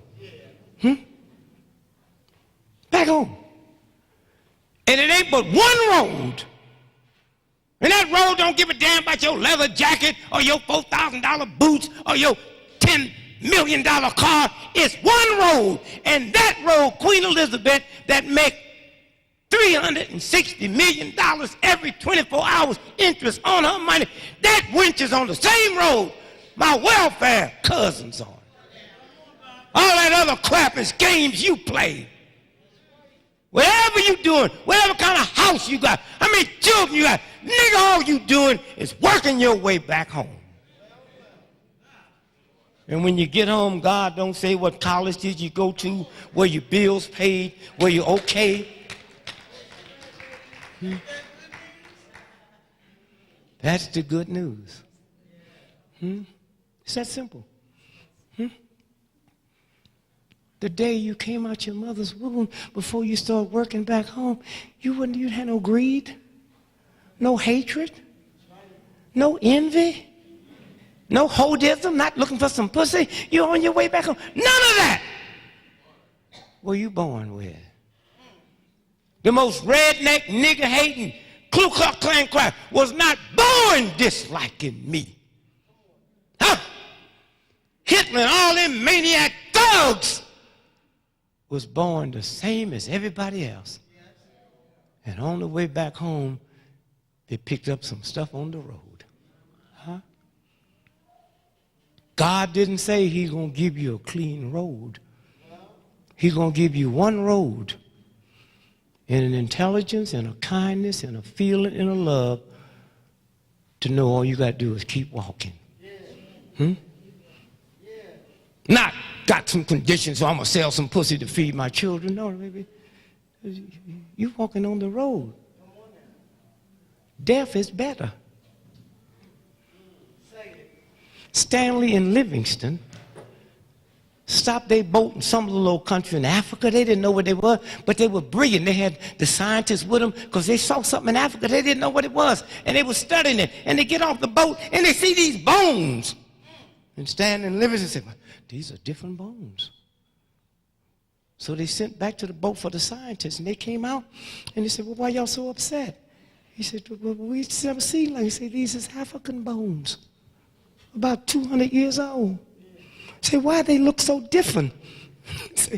These was the niggas that refused to get on the boat, and they killed them here. That's dignity you looking at. That's dignity. 200 years later, I look at these dead bones, and they tell a story of dignity. Huh? It's just the road. I remember when I was a little boy, I was 8 years old. My mama told me, say, I'm going to put your good suit on. And I'm going to take you someplace. So she dressed me up, and you know, and so she said, I'm going to get dressed. You sit on the porch. And I come, don't get dirty. So I sit on the, I'm 8 years old. I'm 8 years old sitting on the porch. 8 years old. on the board. And all my little buddies down there, they playing. And so I jumped off the porch and went down there and played with them. They was mad because I was so clean. They threw me in the mud. And I ran back up the steps and knocked on the door. And my mother said, look at you. Boy, you can't come in this house looking like that. That was my mama. She didn't say I couldn't get in, huh? She said, I sit you out there clean, huh? And you come back dirty. You can't get in this house looking like that. And so as we leave for the break, this is what I want to put on you. This road that you came out your mama's womb, you're walking on to get back home. I hope you don't carry yourself in a way that when you get there, the door open and you hear somebody in the big house say what I heard my mama say in the little house. Y'all can't come in here looking like that. Huh? All you hustlers, all you thugs, all you niggas that sit back and do all kind of stuff to try to make it in a white racist system, you ain't getting in that door looking like that. So have fun. Get all your Cadillacs, get all your women, get all your men, get all the fine stuff you want. And then something happened to me.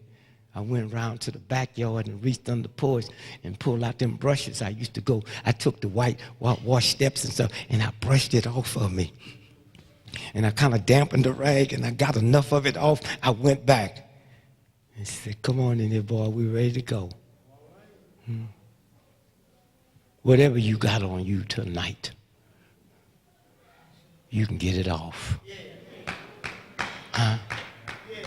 That's the power you have. My mother could have got it off for me, but she didn't.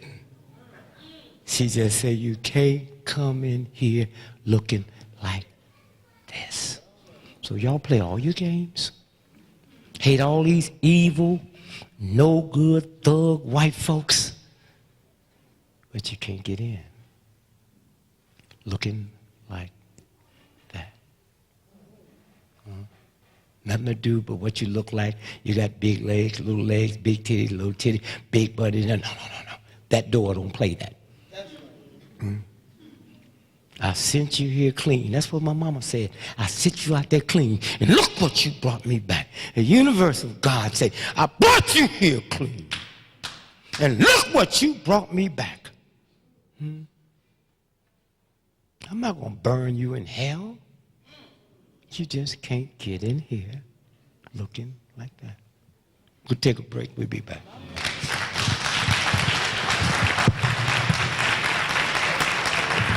Could everyone please hold on for a second? Could everyone please hold on for a second? Give another big hand for Baba D.Gregory.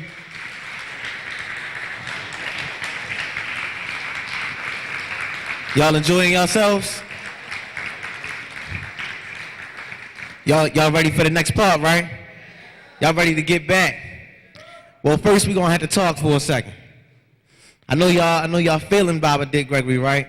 Everybody in here was real attentive. You know, Soul Vivers Nation is looking on bringing Baba D.Gregory back, but he was bringing him to Philly on December the 9th. And as Baba D.Gregory was saying that, you know, we can't look outside of our homes for this support, right? Y'all hearing me? Y'all feeling me? Now, I want to bring y'all with this. I know y'all heard it before. Faith without works is dead. Y'all heard that before? How many people in here heard faith without works is dead in your life? How many people in here ever got something and they didn't believe in it? They didn't believe in what they were struggling for? Anybody? So right now I want to bring up a donation. Please don't leave, y'all. We trying to support the nation here.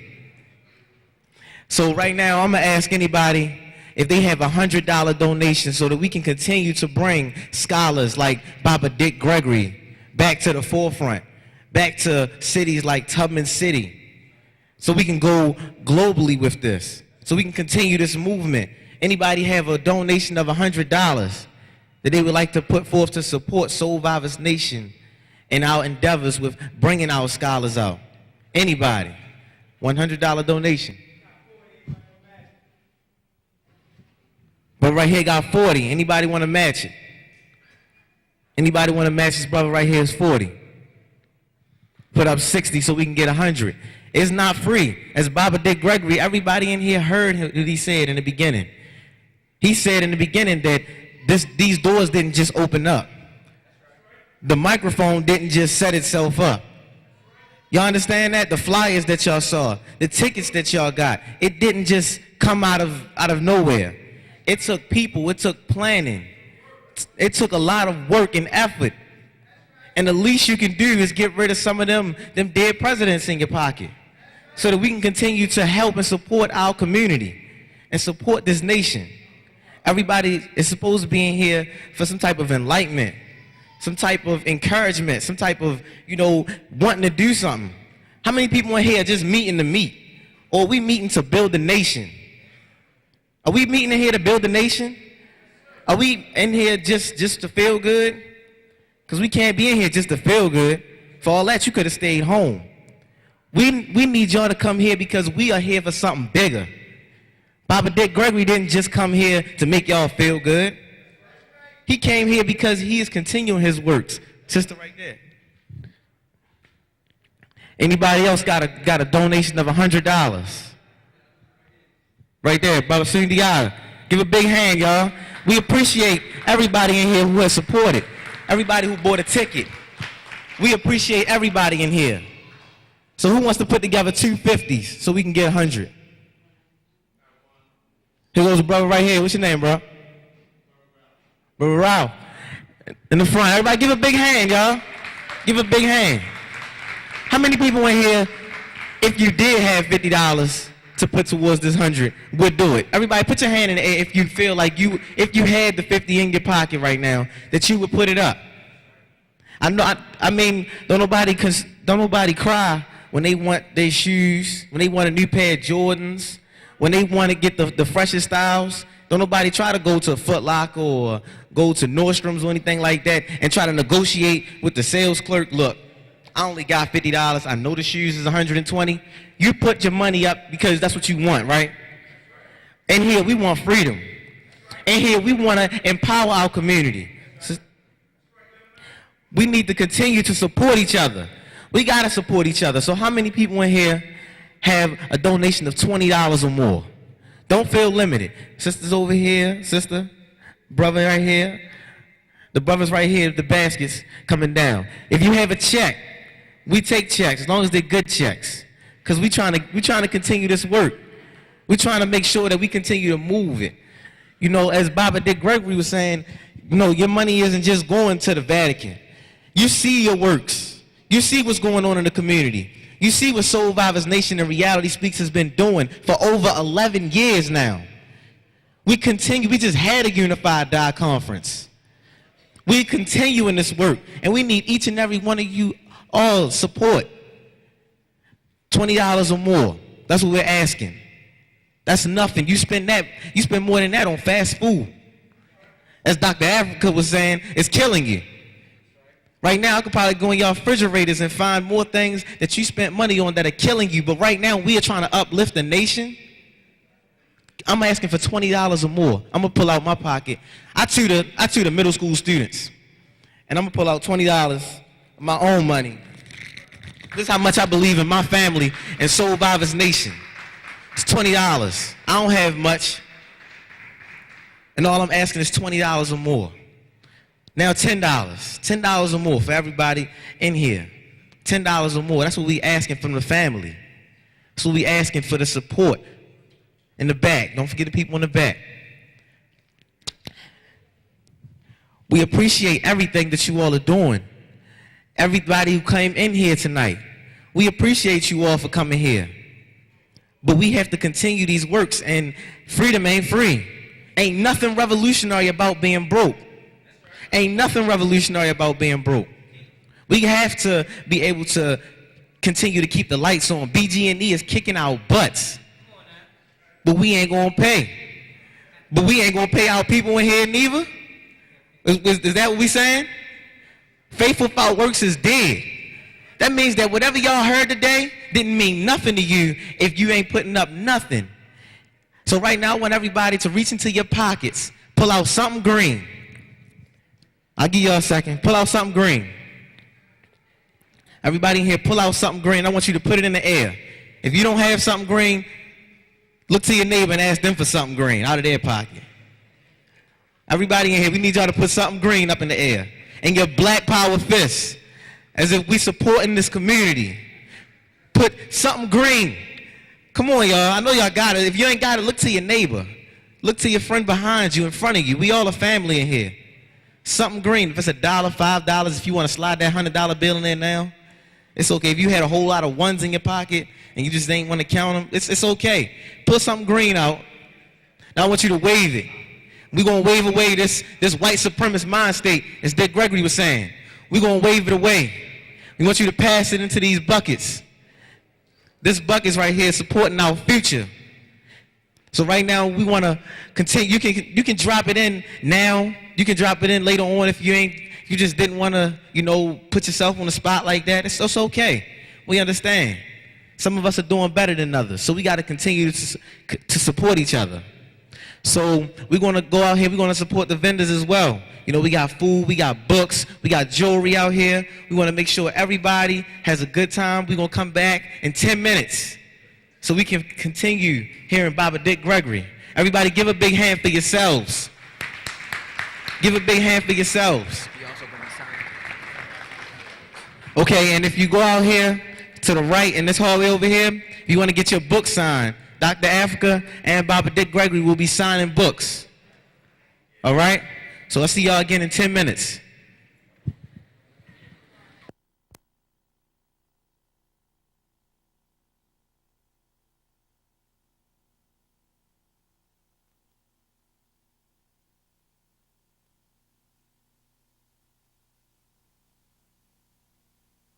Provide information for inspiration for the purpose of elevation.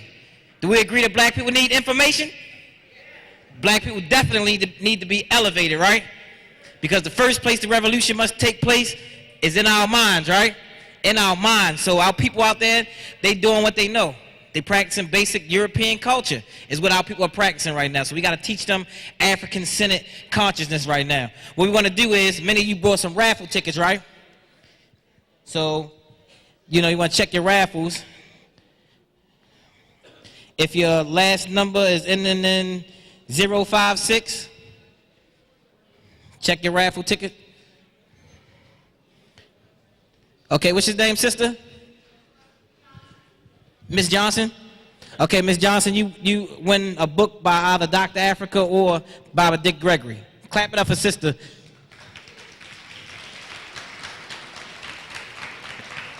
We'll get, which one you want?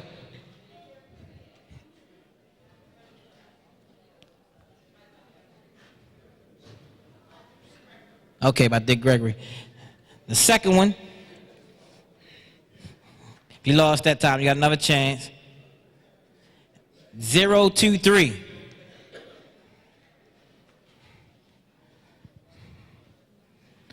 Zero, 2, 3. Going once. Twice. 0, 2, 3.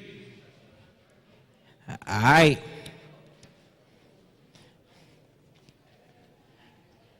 058.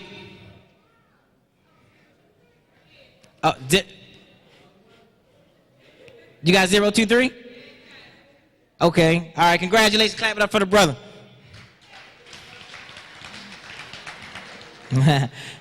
Then you get your choice of either book, okay?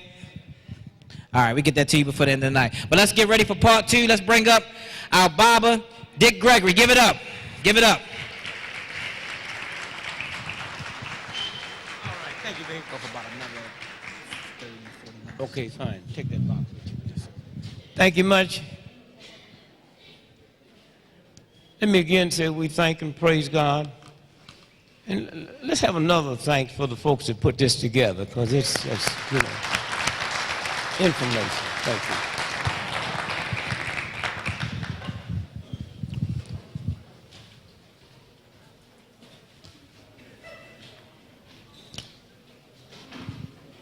Let me say to those of you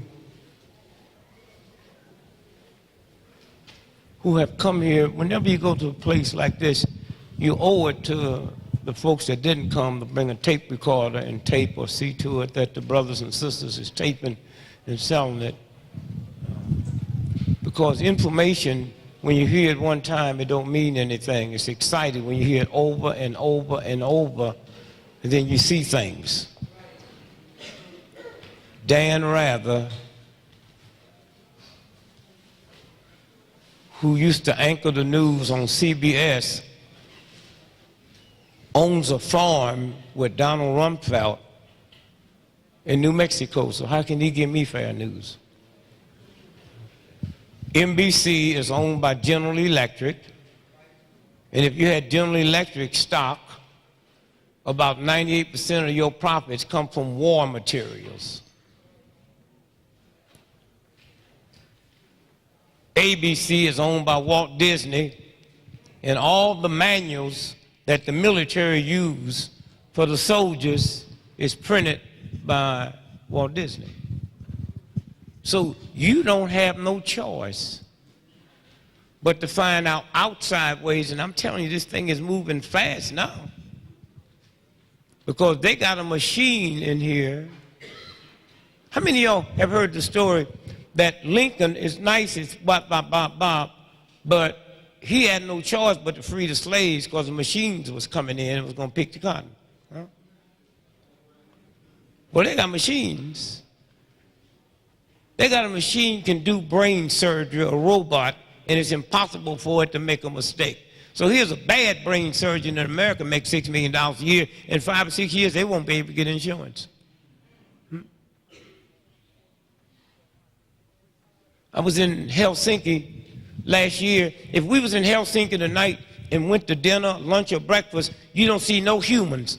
You walk into that restaurant and everything is taken care of by computer and machines. It cooks your food, takes your order, delivers you your drink, and this is where this is going. And if you into this whole thing with your thought pattern, you can feel they're getting ready to kill everybody. Those that they can kill. And so when you look and see where this thing is going, and I just thank God for the NAACP.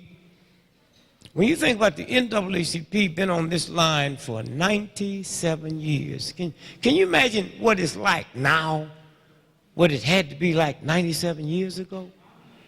I mean, just think about that for a minute. I mean, they would kill you then and didn't even.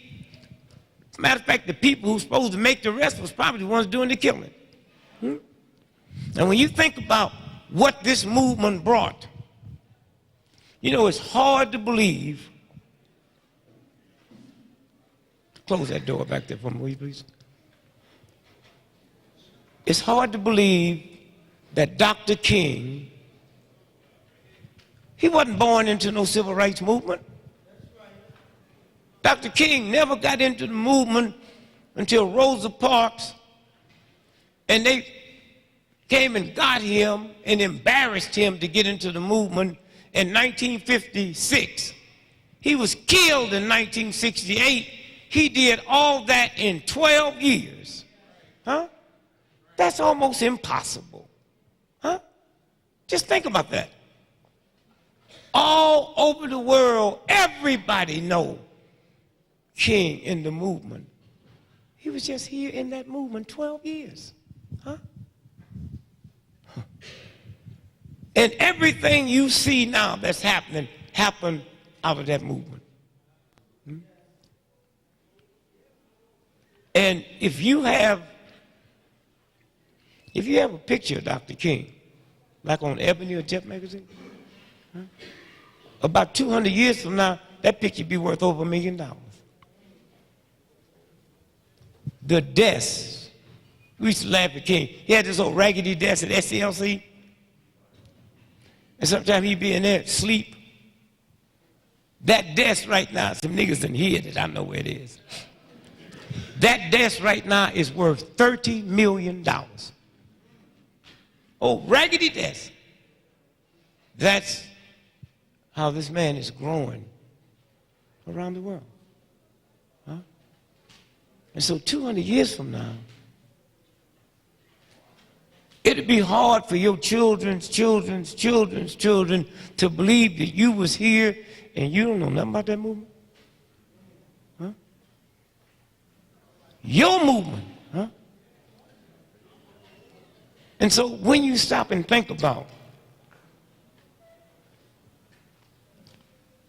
I remember 45 years ago, I'm running down there in Mississippi with Stokely and Rap. And then in a little while, all the tricks is going to come out. Huh?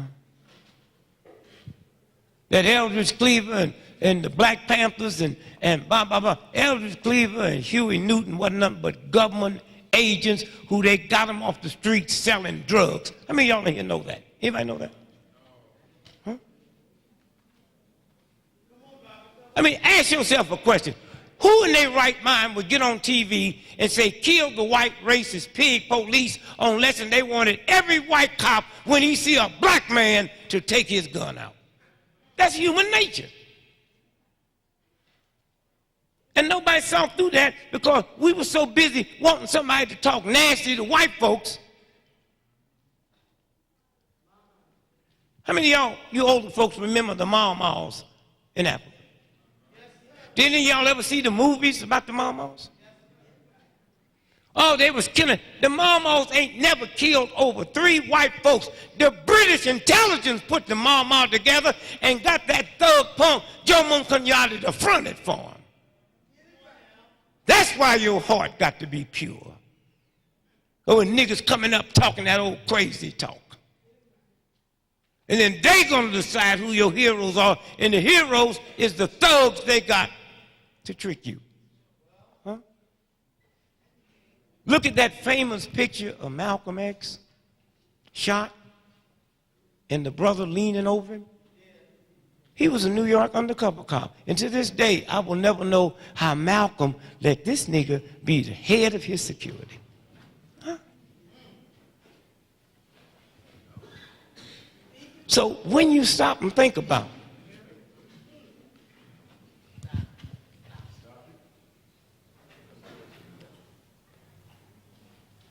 Thurgood Marshall was a government agent. And we had to get it under the Freedom of Information Act. And then when we confront the family with it, they said, well, he was working for the FBI. He's working for the FBI when niggas couldn't even belong. He wasn't an FBI agent, huh? And they said, well, he gave information to the FBI because he wanted to prove to the FBI there was no communists in the civil rights movement. But how many niggas died because of those reports he was sending in? And this is what I'm telling y'all now. You can't run out here with that game in your head because you setting yourself up for the next trick. Huh? Alex Haley ain't never wrote a book in his life. Alex Haley came out of naval intelligence. And the book Malcolm, and a bunch of lies on a page 122, they got me telling Malcolm about Elijah's women.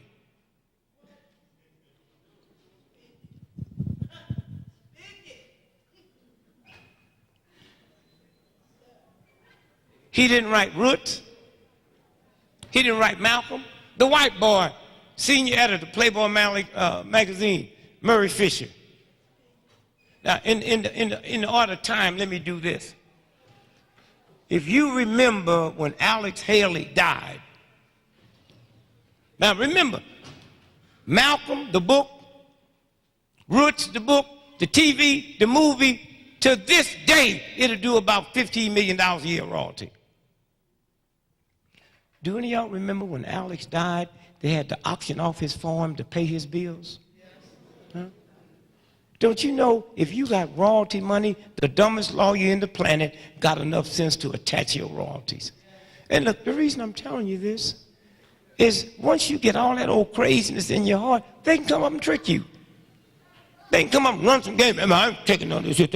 We need to kill these white folks. And they put a little group together. That's what they did to them niggas down in Florida. Remember, we woke up one day and they busted all of them. They couldn't even afford to have a cell phone.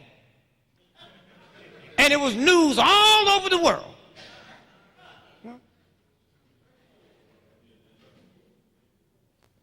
And you got to know this when your children come home talking all that old crazy talk, what they're going to do, what they're going to do. Please.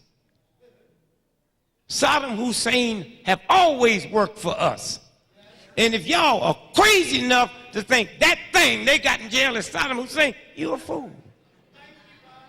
Why would this man, who they told us and stole trillions of dollars, you don't have to know how brilliant he was, just the fact that what he was able to keep that old raggedy country together. Why would he stay there? I mean, are you crazy? He would stay there? And then when they caught him for 2 weeks, they showed him looking in his head. Y'all remember that? What were they looking for? Lice. Lice can't live in the desert. If you get lice in your head now, the doctor would tell you to wash your hair with hot water. Now, what do you have to do? Go to school? No, no, no. Just flush that crap out. Huh? Flush all that game out and be part of your liberation. Nelson Mandela walked out that jail because of us. Huh? But they had to take him back to jail. Any of y'all in the room know about that? Huh? You know? They had to take him back to release him. But I don't have to tell you that. You saw something with Nelson Mandela that wasn't right. When they forgave all them white folks that have been killing niggas for 100 years, went in there Soweto and just shot our children down in school like they was rabbits, and they forgave them, but this nigga couldn't forgive Winnie? And y'all didn't see through that?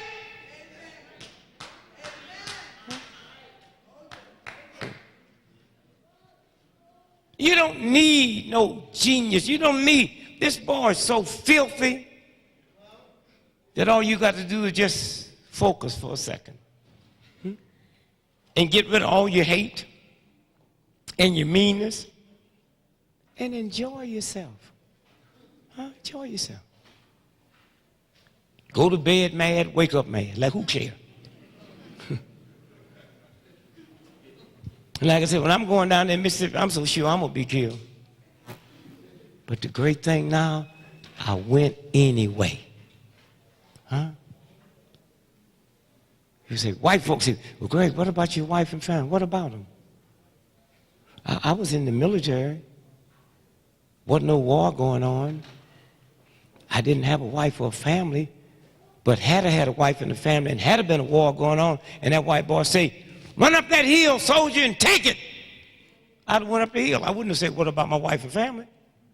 And I can't believe you black men, a bunch of punks. You go all over the world killing for this cracker. And don't worry about your family. Then come home and won't liberate your mama. You got to be some kind of fool. Huh?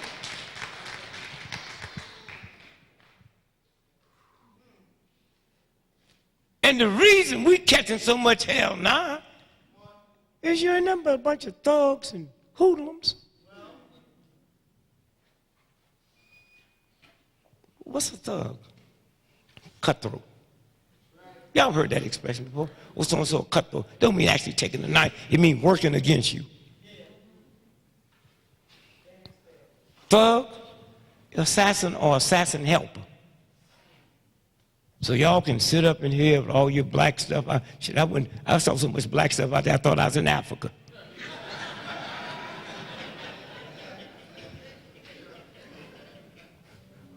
But I can walk to your neighborhood tonight or tomorrow, and little punk nigger dope pushers with no gun is standing on the corner in your community selling dope, and you don't know you a thug. Nobody in the world would let that happen.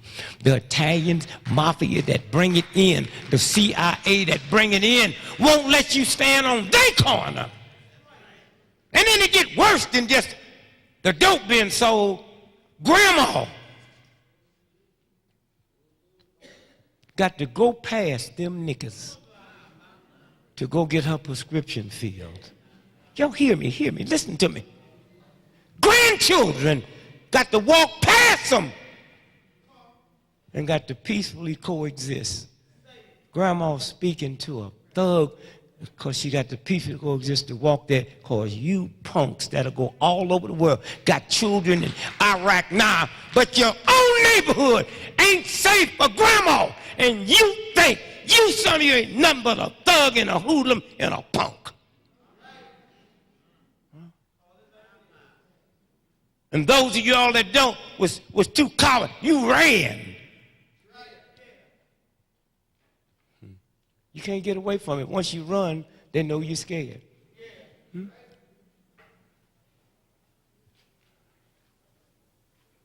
There's something wrong. And y'all don't seem to know it.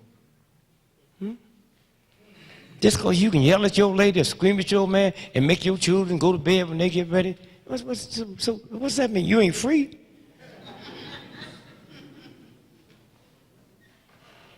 Somewhere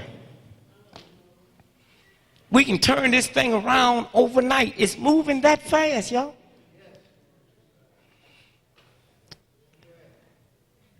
And I'll be honest with you,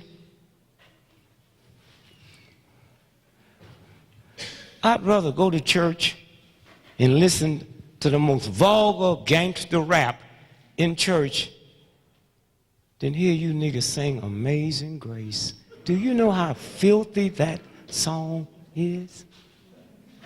Do you know people all over the world laugh at you? And the sad part about it, most of you don't know John Newton wrote that song. How many of y'all know that? He was a drug, a slave trader that would make Hitler look like an altar boy. Came out of a house where his daddy was a preacher. So he knew about repentance, although he had denied the church. And then he got caught out on one of his pleasure boats.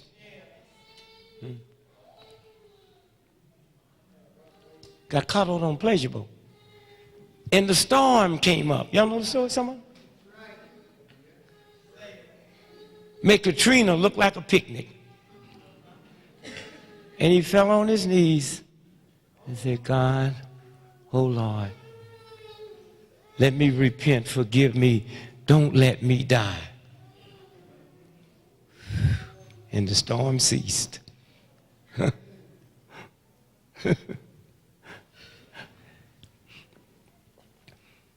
And he was so grateful, he wrote that song.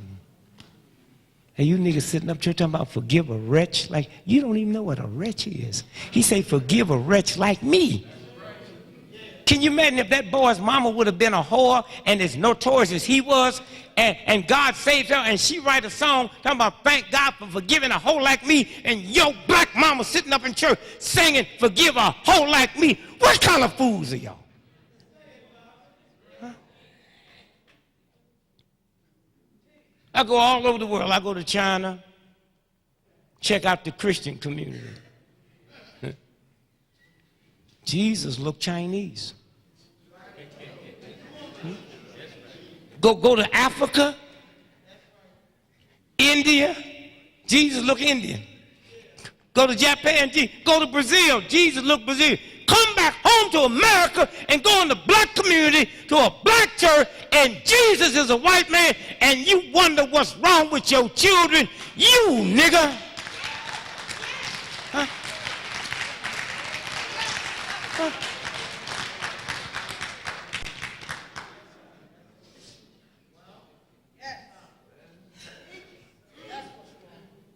Christ got 12 disciples. Christ born in a place where it ain't nothing but niggas. And he got 12 disciples. He didn't only pick European, he picked 11 Englishmen. Where names like that? Peter, Paul, Matthew. Where it come from over there? All 11 of them is white boys except the nigga that killed Christ. He an Arab Jew. Judah. And you put that crap down on your children and wonder why these niggas are so crazy? Huh? I go all over the world. The moon stays the same color. The sun stays the same color. If I went to China and the sun was yellow, then I'd expect me a black sun when I get back home. Huh? All these lies, Columbus discovered America. The punk got lost. How can you discover something that's already occupied? Where was the Indians? Huh? Let me say, see, I take it personal. If you can discover a country that's already occupied, then I can walk out here tonight and discover your car on the parking lot and take it. Shut up, get in the back seat and teach me Thanksgiving. Huh? Huh?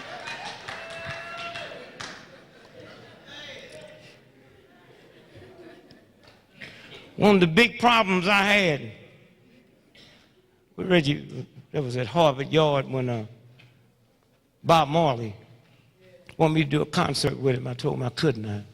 I don't respect him. And then we met, and he's a beautiful brother, and we kind of ironed it out.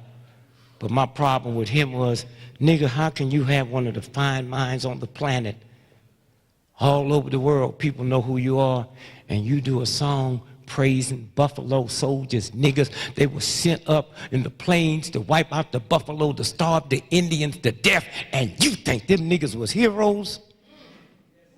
You gotta be some kind of fool, boy.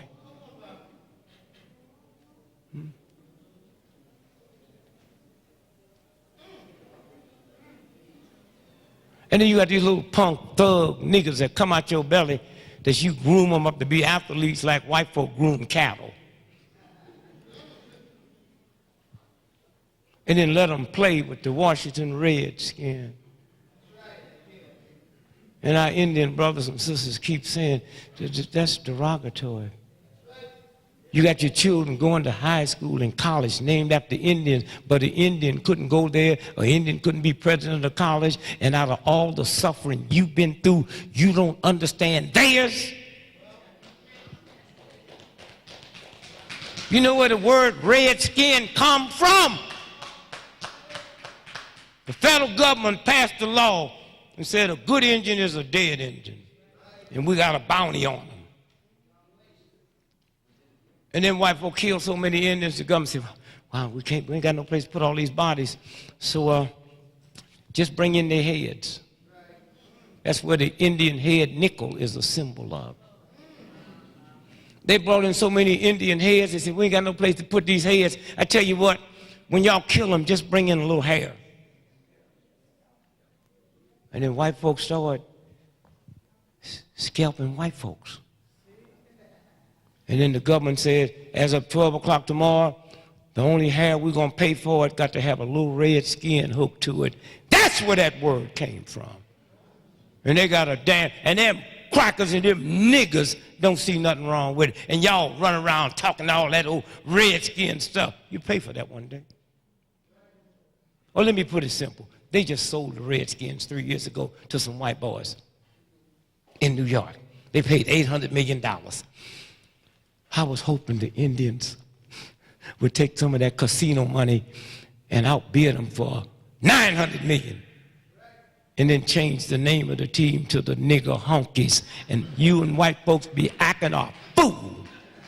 Huh? Huh?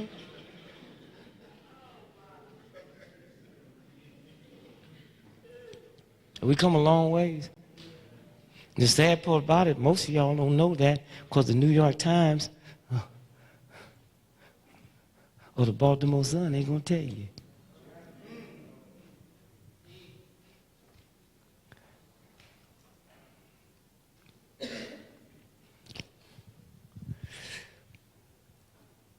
But it's in here.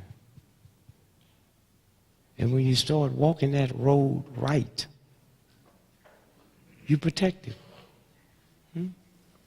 Can't no dog bother you, no bear bother you. Because you are the one. Not this way. My mother never denied I was her child. She just said, you can't come in this house looking like that. And that's all this. That's what we're talking about. Boy, Martin Luther King, I was there. Huh?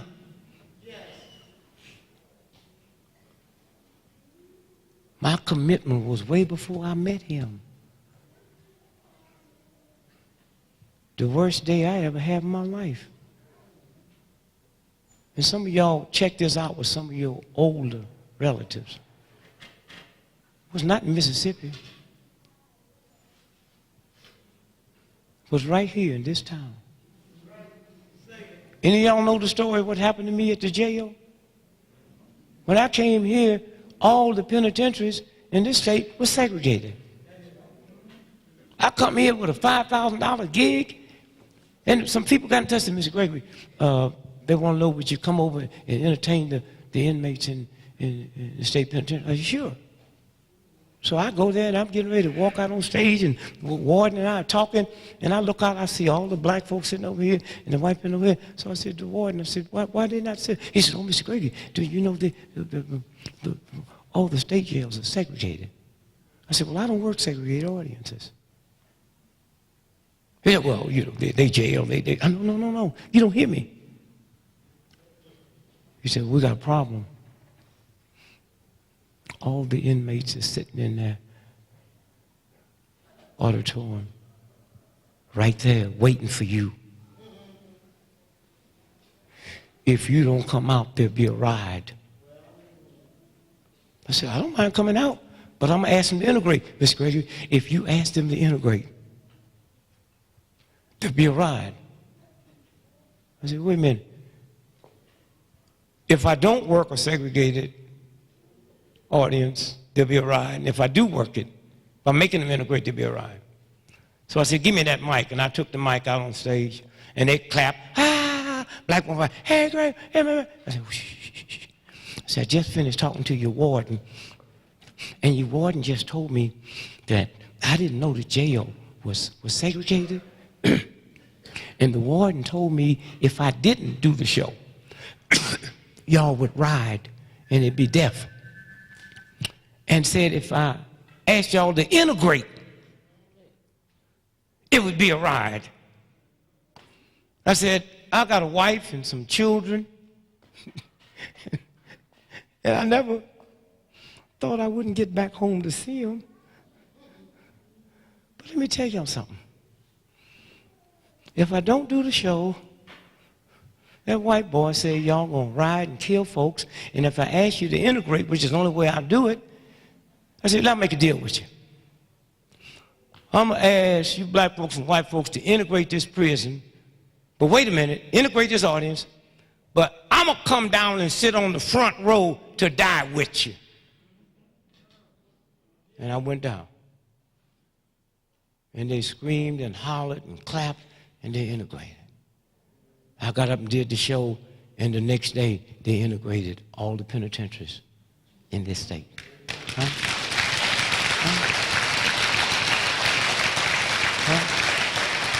You start out with a principle, and you start out willing to make eternal sacrifice. That's what this thing is about. And that's how you can sit here comfortable now, because a handful of black folk and a handful of decent white folks say, kill me. I'm not going to tolerate no more of your craziness.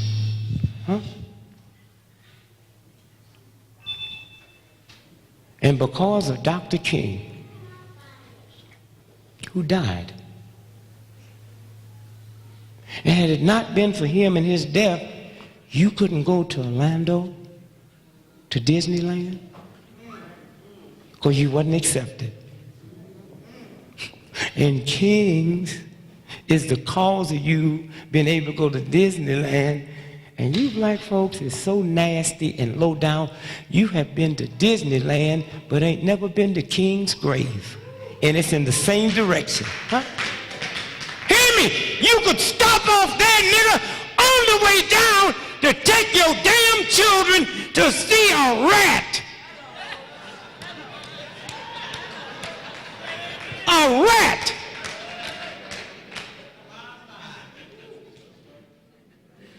And you wonder what's wrong with them niggas? You. A rat. That you couldn't even get there without that man leaving his family. I was with Coretta right before she died. Ain't died from no cancer. She died from a broken heart. Huh?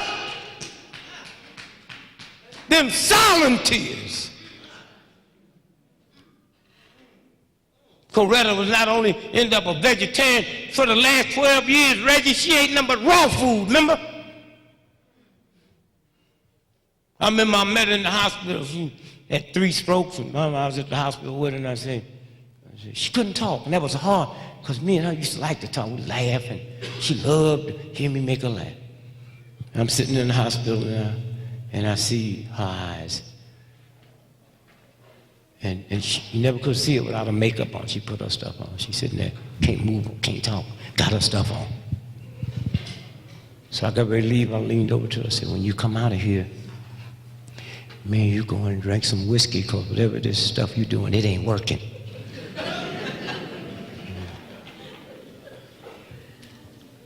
And I didn't know then it would be the last time I'd see her. And she raised them children by herself. Huh? Didn't want no other man, nobody around her. That's how she felt about those children. Huh? And everything opened up because of that. One day, the #1 tourist attraction in the world will be King's grave. King's grave. See, when you're dealing with hate, it takes time. You know. If me and you, brother, was standing outside of the Ford Theater when Lincoln got shot, and when they brought Lincoln's body out, if some blood would have splashed on your shirt and my shirt, and I went home and washed my shirt, and you kept your shirt from way back there, 1863, and today with DNA, your ancestors go down the basement and pull that shirt out, and with DNA they can prove that's Lincoln's blood. They ain't got a Rembrandt picture that could sell for as much as that shirt. Huh? See what time will do? The same folks that killed Christ, they just kill him, and now they're looking for the robe that he wore. Well, you wasn't there with Christ, and if you was, you couldn't get a part of it. This is your movement. Huh? This is yours. And King and them, do you realize that that movement, 98% of everybody that led that movement had Reverend in front of their name before they had PhD?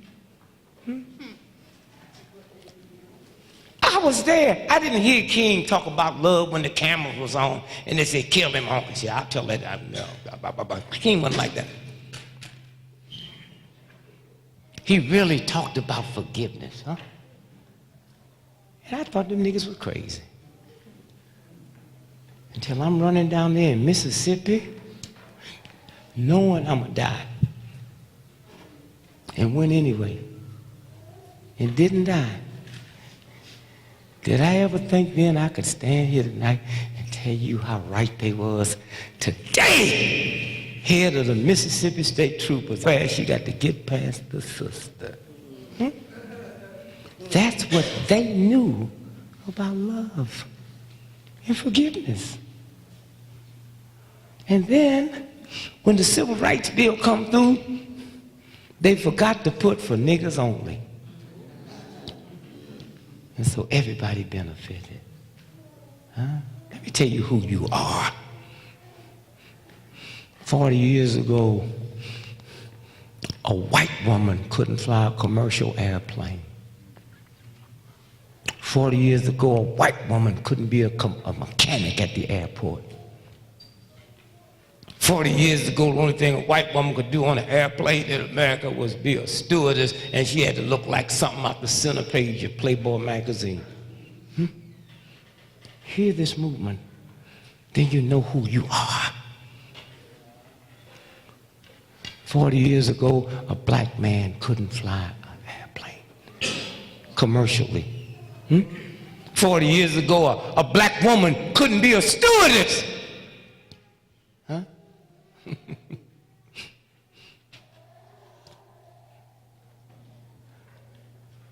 And the only white woman to be a stewardess said it looked like something out the center page of Playboy magazine.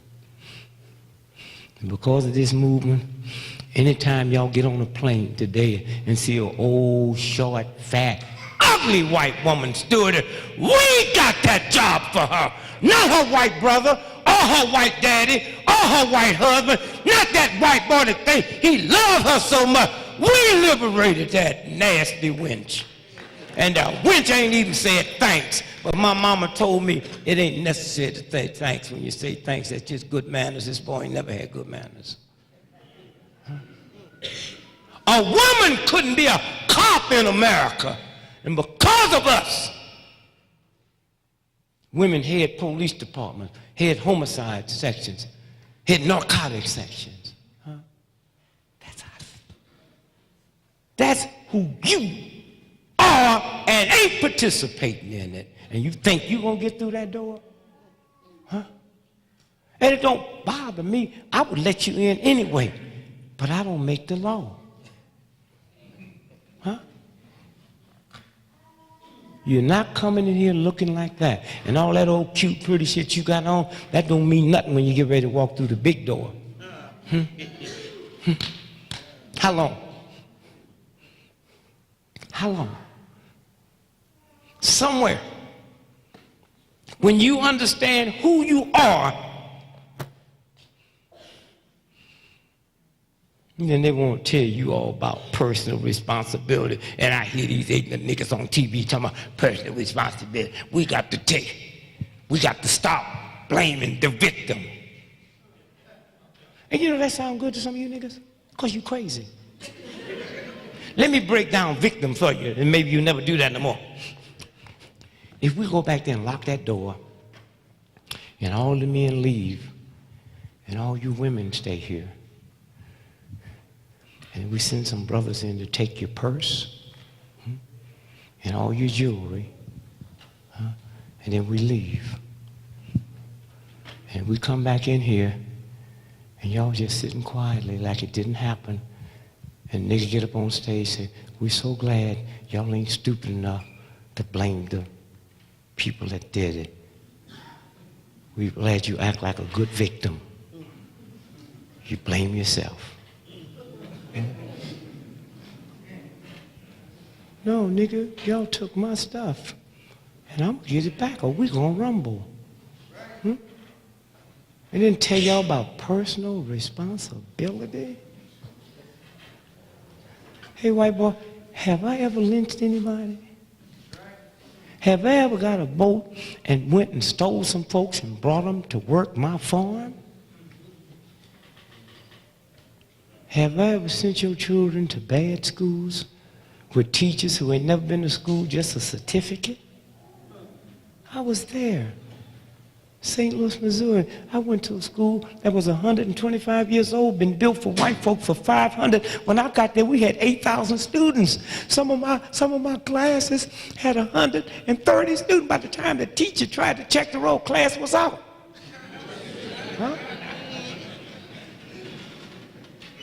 And I couldn't say nothing about it because my mama wasn't saying nothing about it. Personal responsibility? White boy said that you can't get married, boy. It was against the law. So me and her jumped over the broom.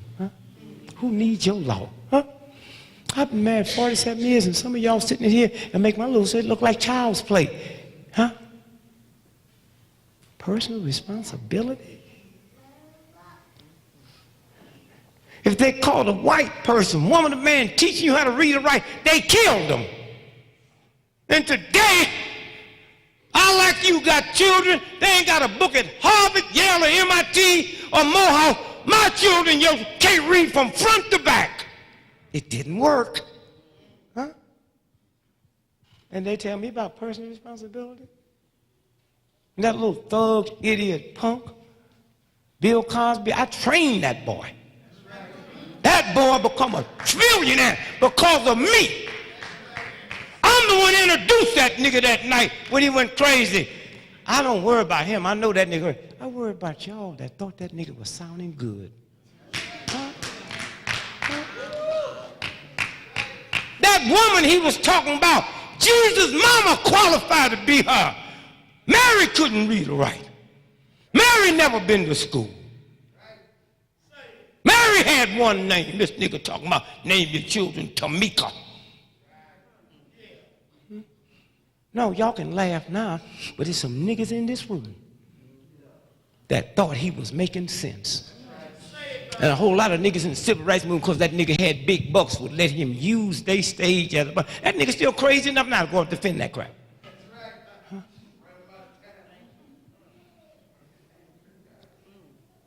The nigga crazy, he ain't mad at us. Look, that woman he was talking about, that's Clarence Thomas' mama.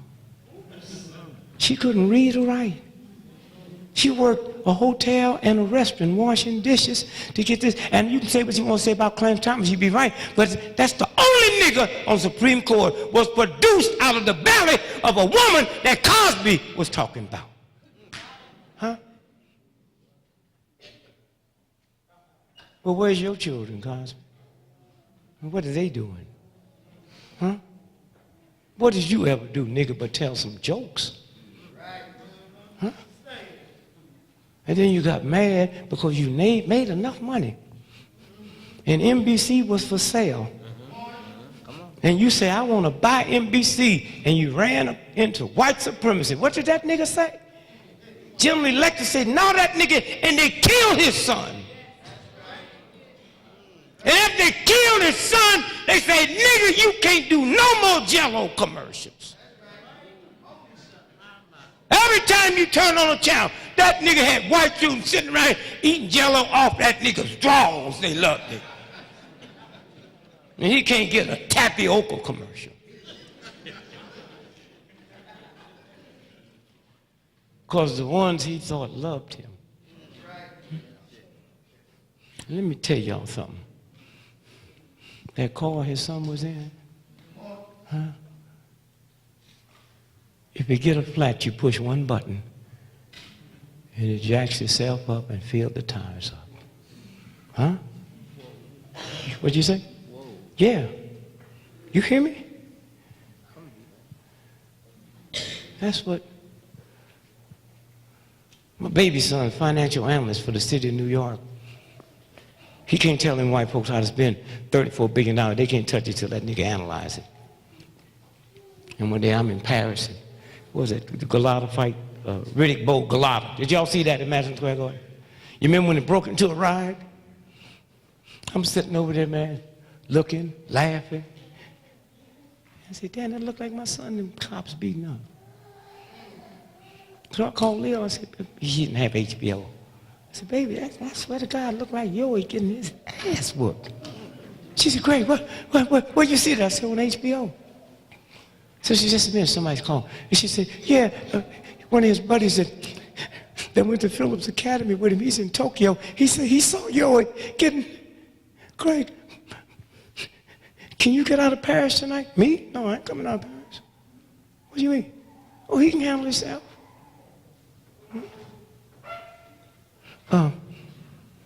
Your daughter is the lead prosecutor in Brooklyn. Let her go sneak over there and check them out. Well, that's when we know both my sons was arrested. Now, I'll be honest, I got one boy. Whatever the police said that nigga did, he probably did. So we don't even, you know. When that nigga leave, we just say, got bail money? If not, you know, call your mother. Let me tell you something. My baby son got one of the bright minds on the planet. He determined the police's budget. When they saw him that night, they didn't see this, they saw nigger. So y'all play all your little games you want. Think you can put the right outfit on, the right hairdo, talk the right way. In this country, you're a nigger. And Condoleezza Rice proved that. She had more PhDs than the president's whole cabinet. They call that wench Condi. But they never called Janet Reno Janny. They never called Madeleine Albright Maddie. And Henry Kissinger's a thug. They got a murder warrant out for him in the Hague court. That's why he can't leave this country. He'd be arrested. But they call him Dr. Henry Kissinger. They call her Condi. They got a soda pop they call Dr. Pepper. And it's darker than her.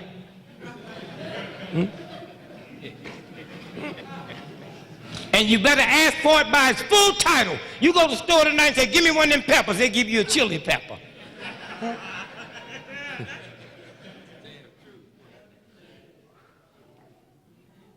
I know some of y'all know. How many of y'all about 4 months ago saw when Connie was on TV and slipped and referred to the president as her husband? How many of y'all? Yeah, let me raise your hand. Yeah. You said, yeah. The British papers went crazy. Well, sure, her wife was crazy, man. Laura caught them in the White House. She ain't with him now. They separated. She lives in the, what'd you say? Mayfair. Who said that? Yeah, the Mayfair Hotel. But they'll leave. They'll get on the plane together. One thing about a sister, all sisters got attitude. They say, well, look, you would like for you and your husband to go, oh, I ain't going nowhere, that nigga. Take that black bitch. Yeah. Oh, no, white folks are funny. They say, no, I just, and they'll defend each other. Oh, Jack the Ripper's mama said, no, Jackie just got in with a bad crowd. He's an altar boy. No, we knew he was playing with knives when he was a little boy, but he'd never do that. And so the guy said, well, thank you very much, Miss Ripper. But the white daddy told him point blank, that was my boy. Them hoes better be glad it was a foggy night. He'd have killed them all.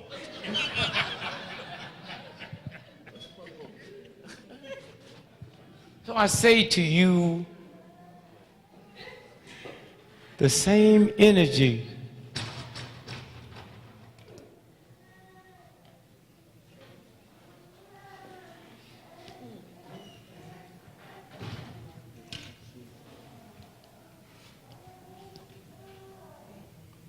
See, I have 10 children, so I don't never talk when babies be talking because they sensitive. They might be smelling smoke. You know? See, babies got a lot of sense. You sit there and smell smoke, you say, I smell something like smoke. When have you ever smelled something like smoke that wasn't smoke? And babies, they been moving their little fingers. You see, I look at that and when they start, give me some lottery numbers.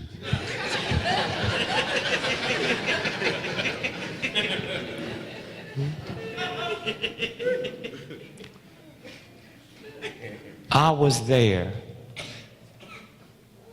and what changed this whole country and the planet was this ordinary black folks like you. I was there. I ain't talking about something I read in a book, huh? And if you could be at one of them rallies or look at those rallies, they look just like you, huh? Except they weren't afraid, and those that were afraid was willing to die.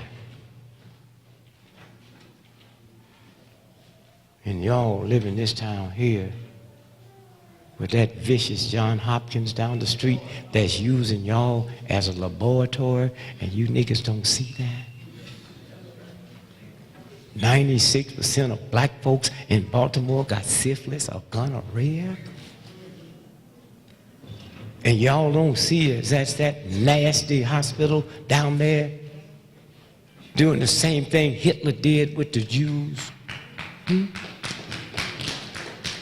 Black men in Baltimore have the highest drug addiction of any black men in America. Bigger than New York, Chicago, LA, and you never say, how can a little town like, what are y'all doing?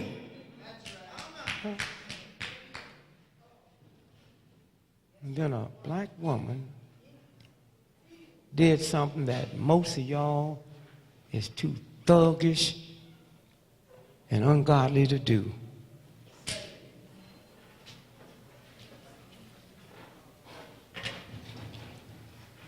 You was with me that day we went to the funeral, remember, of the black woman. They went out and told them dope pushers, you can't sell dope on this corner. I'm a poor black woman. I don't have the money to buy a new house. I got to raise my children here. And the nigga came by that night and threw a firebomb in the house, but it didn't kill her.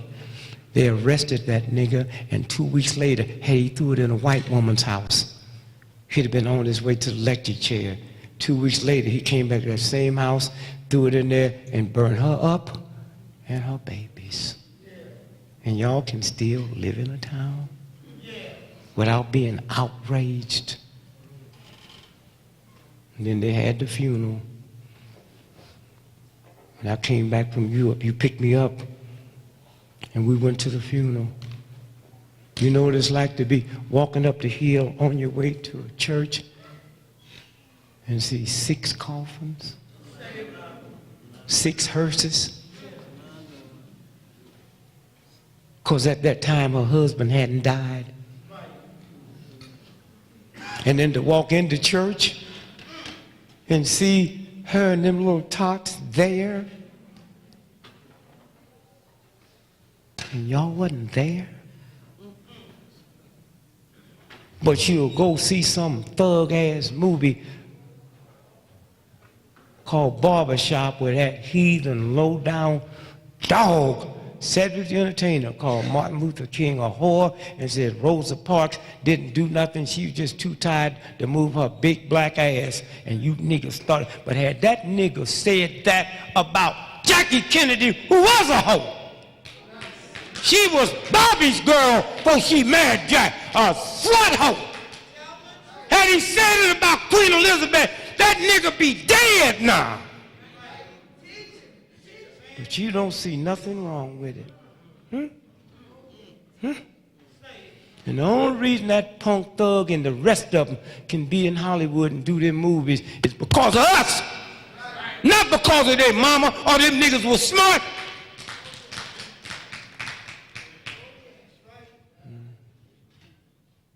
And y'all kept going to see the movie. You white folks made Michael Jackson take out.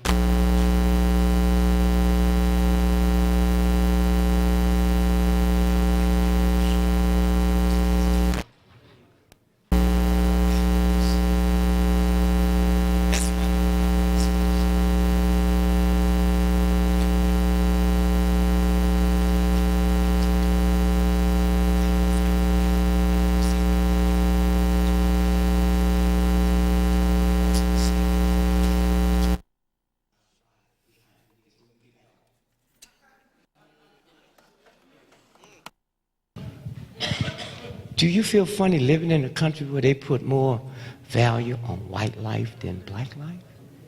Huh? So how long? And so I say to you tonight, it's really easy. You're going to have some bad moments, and all you got to do is be honest. My oldest son, now this nigga is, were you in Shreveport with me? We in Shreveport run them drug dealers off, man. You ain't never seen nothing like Shreveport.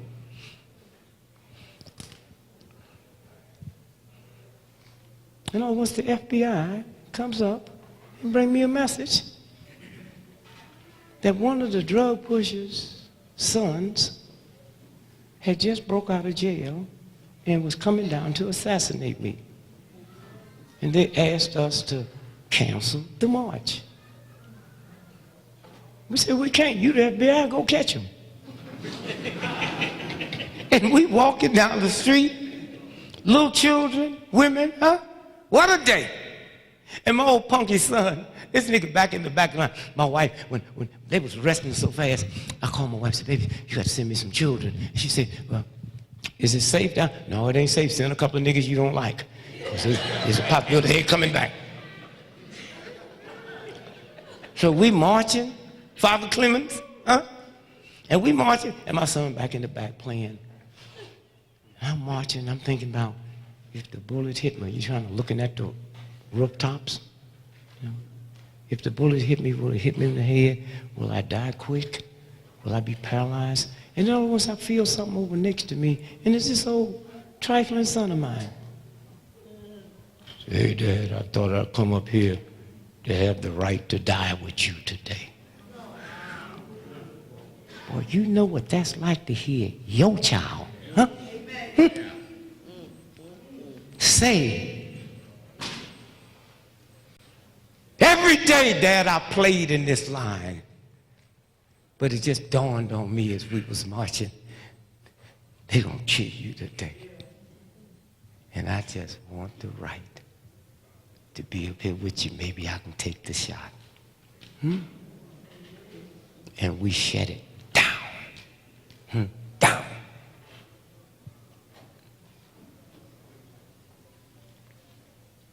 You can't get no blacker than him. He can touch your head and know what part of Cyrus. Well, I ain't gonna get into that tonight. That star where we came from, he can know what part you came from. That's my oldest boy, Gregory.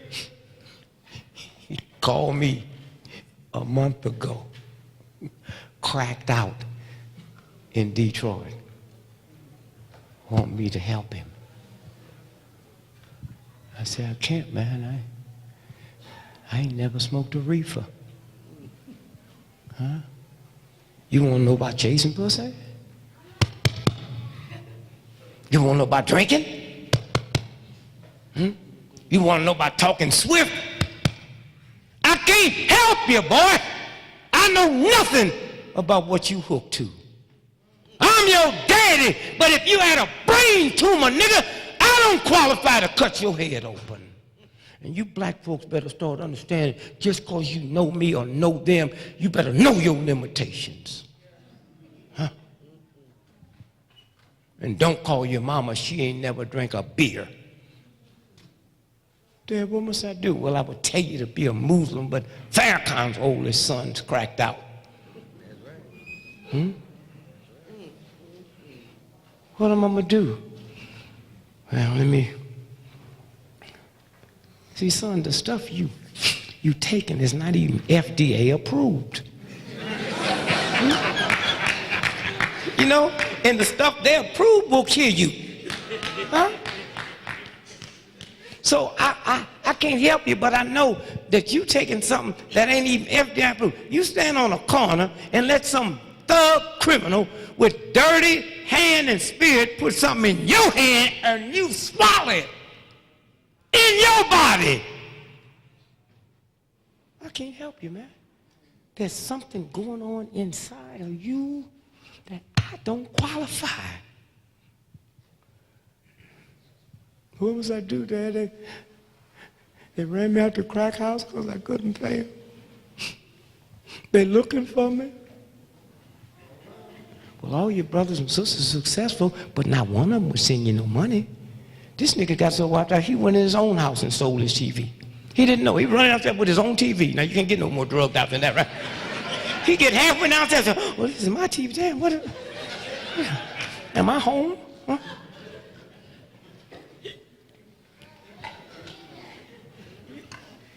So you know what I did? I kept praying for him.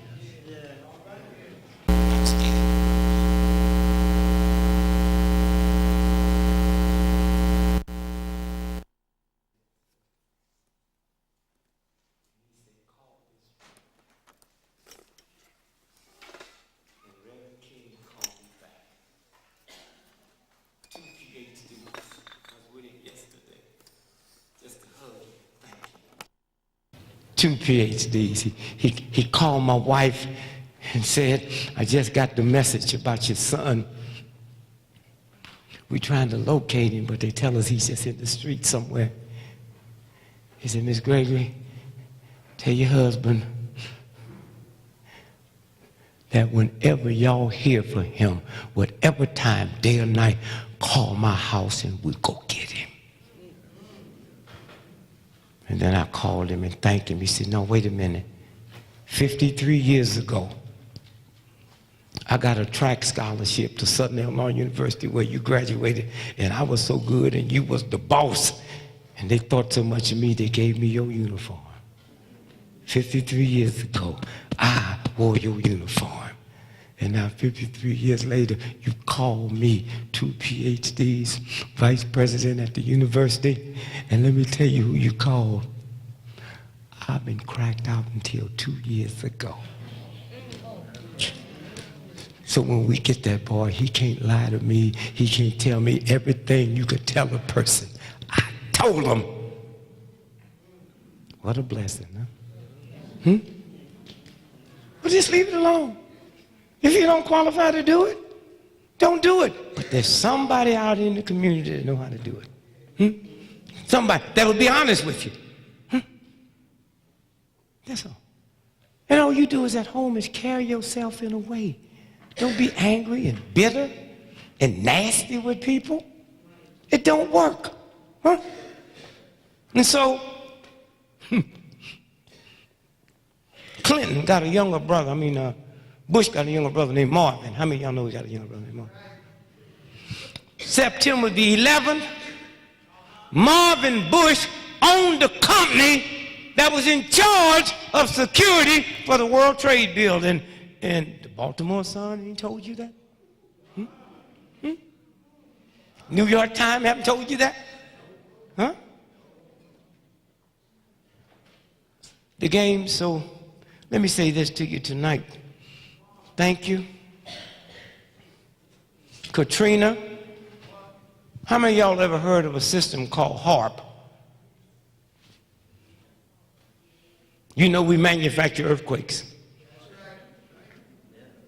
When was I in Alaska? What, 2 weeks ago? That's where the microwave is, up in Katrina, Alaska, where they manufacture earthquakes, tornadoes, and y'all niggas sitting around talking about God's gonna get it. God ain't done nothing. Huh?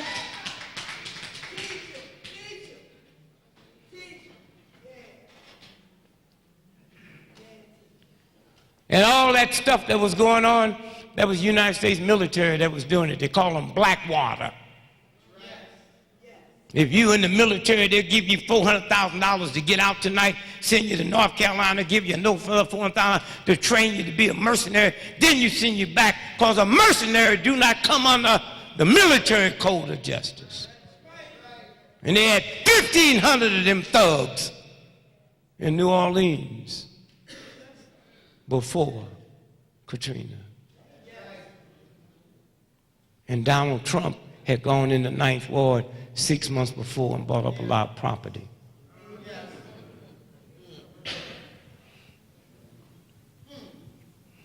And they told y'all them niggas was poor and y'all bought into that. 85% of everybody lived in the Ninth Ward owned their own home, and 80% of them was paid for. When did that get to be poverty, nigga? Because NBC told you? Huh? And so tonight,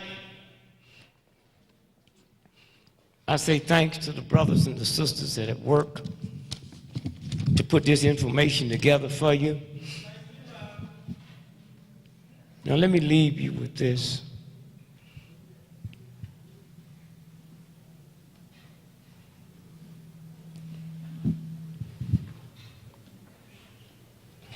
Black folks in America is 12% of America's population. As we sit here now, 87% of everybody in America that should be on kidney dialysis machines is black folks. Don't that bother you? They don't have no kidney dialysis machines in all of Africa, Too poor? No, they don't need them. Huh? You know what blows your kidneys out? Huh?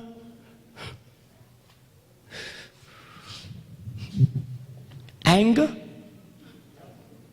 fear, paranoia. You know what cools your kidneys out? Awareness and gentleness. Huh? Not no prescription. Huh? That's what changes that around. Somewhere.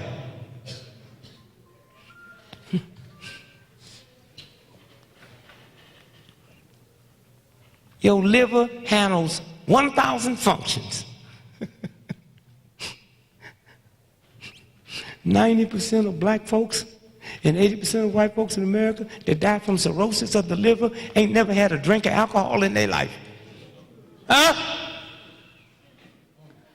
Cirrhosis of the liver, and what kills you, your liver, is depression, anger, rage, hating white folks, hating niggers, hating that. You ain't doing nothing but killing yourself. That's why them old Baptist ministers was saying it's about love, not about hate, and you just thought they was punks. Huh?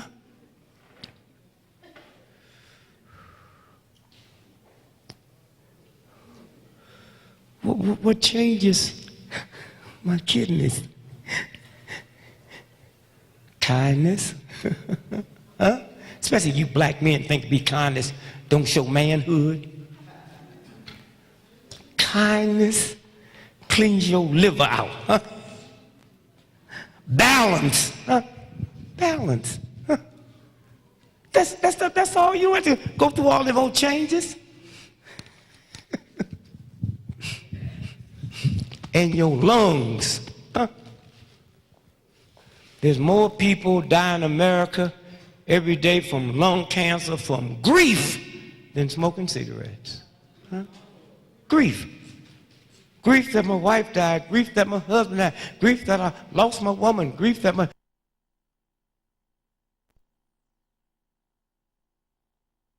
Grief, that shows some respect for the dead. Damn the dead, them niggas dead.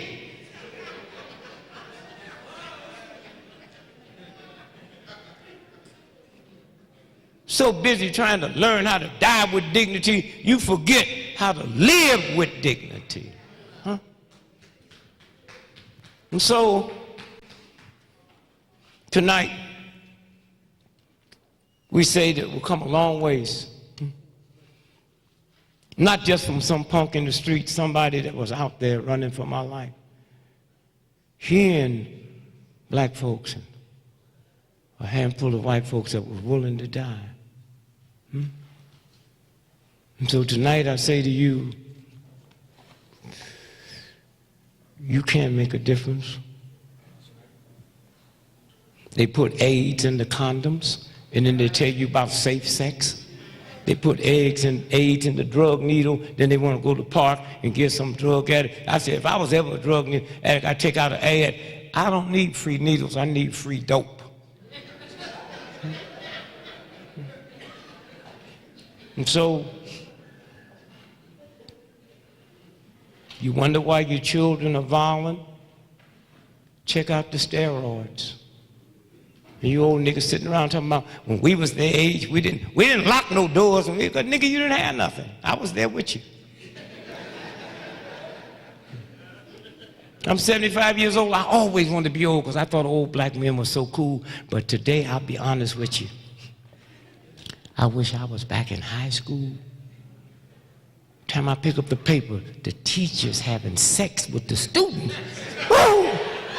Oh, boy, if I had teachers like that, I'd have had a perfect attendance record.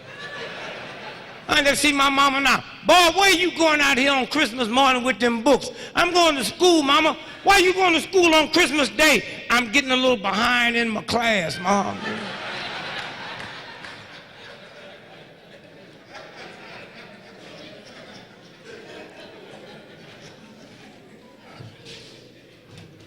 Is this thing moving?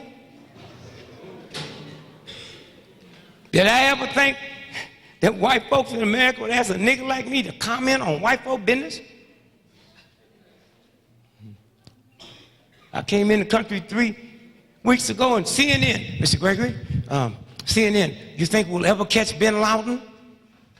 We? I ain't looking for him. I'm still trying to find out who my daddy is.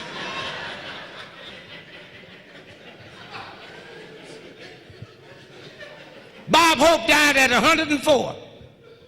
AP called me. Bob Hope died at 3 o'clock in the morning. 5 o'clock, AP said, Mr. Gregory, sorry to wake you up, but Bob Hope died today. Want to get a comment from you. I thought he'd been dead.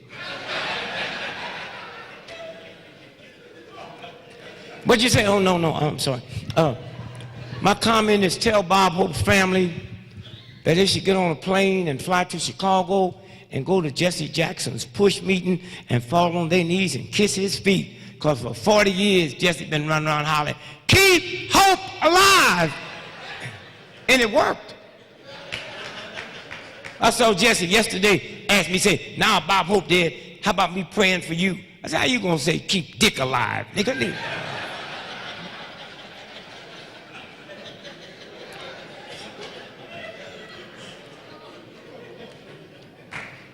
Black men, 4% of America's population. 83% of prostate cancer death is black men in America. That don't bother you? And then I got to go to a white racist system and say, boss, well, how come I got so much prostate? And then they say, well, you know, you niggas, y'all don't go get examined. Is what they tell you? You don't go get examined. I said, well, wait a minute, boss. I go to Africa, and I can go 5,000 miles and go see a clinic. Where them niggas getting examined? They don't have it. What'd you say, nigga? Wait a minute, boss. I go up on the hillbillies. You know, I go talk to them. You know, trailer trash, third-grade dropouts, can't read, can't write. They don't have it. You tell me, them crackers getting examined? Where do you think it come from? Well, so you lied. You told me it wasn't my brain, you told me it was my joint. So I violated God trying to get my manhood through my dick, and I burn it up. That's a violation of God. I want to make you holler, get it, Dad, shut up. Huh? I was born a man. And how you let a white racist thug reduce you to a boy, and then you got to prove to your woman you're a damn man. That's a violation. You can't come in here looking like that. Huh? Black woman, you are 6% of America's population, and 98% of fibroid tumors is you? Well, don't say it's a black thing, because African women don't have it. Huh? What's that about? Huh?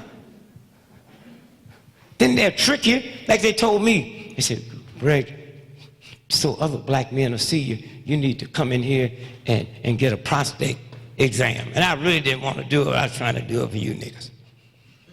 Lady, you know how they do prostate? They put a rubber glove on, and then I bent over, and I look around, this doctor got both his hands on my shoulder.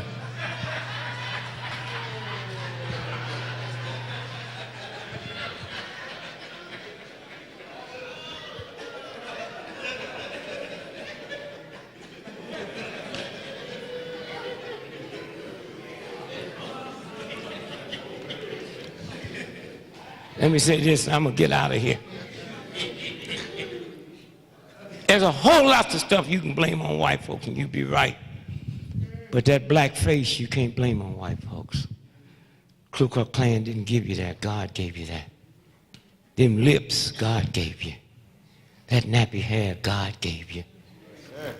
And I'm not stupid enough to believe that there's some people in this room or been in this room that if your son or daughter or grandson or daughter brought a nigger home as dark as me, you'd have a problem, but don't nobody want to discuss that. God made them black. not a white racist system. One of the few things we can't blame this nasty cracker system for is my nose. But can you be honest enough to look in the mirror and see you with white folks that told you was ugly, and be honest enough to look at God and say, God, how could you mess me up like that? How could you give me nappy hair? How could you give me these lips? How could you give me this? And I go all over the world, and I go to China, and I never see no hair on nobody's head but Chinese hair. I go to Italy, Italians don't put no other kind of hair on their head. I go to Germany, as nasty and foul as that country have been. All the German hair, what they was born with, is what you see. Then I come back to America, you niggas got on this wig, that wig, and got nerve enough to think you cute rather than know you crazy. Huh? Now, I don't have no problem with you doing it. Just don't blame it on nobody but God and chastise God, nigga. Because if some white folks at Johns Hopkins found out tomorrow that nappy hair cure cancer, the hottest selling product, be kink quick. Y'all be walking around with locks on your cap. All at once, this is valuable, more valuable than diamonds. White folks want niggas living next to them so they can be secure of cancer.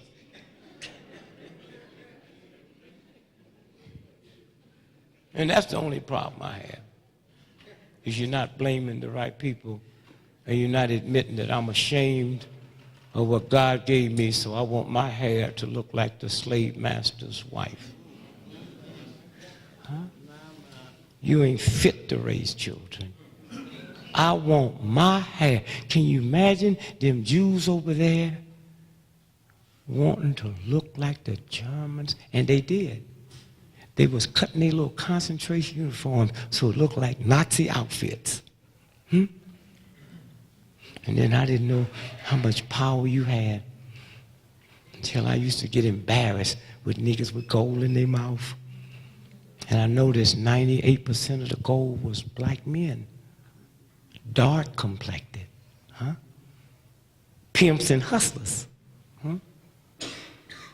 And they'd always be grinning. Old preacher be grinning. And then one day I'm reading some research and said when the Germans gassed the Jews, before they burned them, they took the gold out their mouth. And that's the first time I realized that wasn't a nigga thing. What it was is I hate your blackness so bad. In your subconscious, you know it. But you know I like diamonds and gold. So you took good teeth out and put something in your mouth that I liked, and you grinned, hoping I would see this before I saw your blackness. And the reason you didn't have to do it, because that black mother named you Precious Milk, Pearly May, Sapphire, Diamond, Ruby. Those aren't white names. That's the genius of a black woman. Huh? I'll name you something important. That's what we've been through. Why didn't black women have fibroid tumors 50 years ago? 100 years ago? You can't catch a fibroid. Huh? They said they'd go get their hair pressed. But now you don't get your hair pressed. They got chemicals that'll straighten out your hair more than a pressing iron, and we ain't put together is the chemicals in that hair product that goes to your brain, into your body, and God builds a glove to catch it. The medicine call it a fibroid. God call it a glove. Just like if you was playing baseball, that ball comes at you 100 miles an hour. You got a catcher's mitt. But your body don't know it's going to keep coming, and it keep getting bigger and bigger and bigger. And God say, before I'll let you live below the dignity that I gave you, nigga, I'll destroy you myself. Huh? I will destroy you. So what you need to do is go sit in the mirror. I ain't just talking to black women, black men. And sit there until you really see how beautiful you are. Until you can see your eyes through God's eyes. Niggas got dogs and they never tried to process their hair. Huh? Monkeys in the zoo, ain't nobody ever tried to straighten out their hair. Why you need it? Look, I'm not asking you to change. I mean this. I just want you to know. My oldest brother, that nigga couldn't stop smoking. Lung cancer, brain cancer, throat cancer, kidney, that took half that nigga's lungs out. Half of them. So I went to the hospital to see him, and I said, hey, bro, you always been a champ, man. Can't stop smoking, can't? No, man. You know that nigga talking? You got to die from something. I said, well, do me a favor. They say you got about 3 weeks. When you die, die like a champ. I'll be back to see you next week. I don't want to hear you screaming. Tell them don't give you no morphine, nigga. You let this nigga hating cracker sell you cigarettes that's gonna kill you, then ain't nobody around you when death hit but black folks trying to take care of you. So my sister said, you better come on back in here. He's got about 3 days. I walked in, I stopped by and bought that nigga a carton of Cools. Went on in there and slipped it to him and said, they got this oxygen on you, so don't light it. When the doctors leave, pull that stuff out, man, and light up. And he did. He died like a champ. Huh? Okay, like a champ. It's that simple. That simple. And so y'all can leave here free. Huh? Free. Drop all your hatred. Learn to be happy on a job. You can turn that crap into, huh? You just there for a few minutes. You too scared to quit. Huh?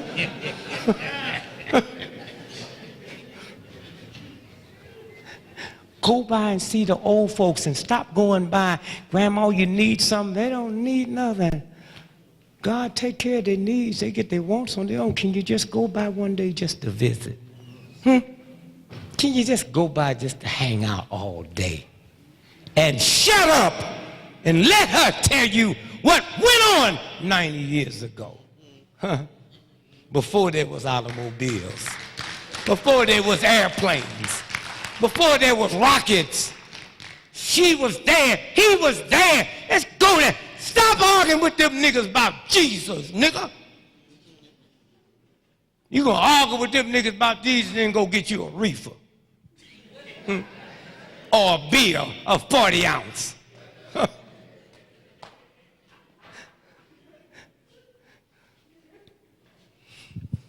And let me leave you with this. You women that had menopause, I'm gonna tell you this so you understand the young people in their violence.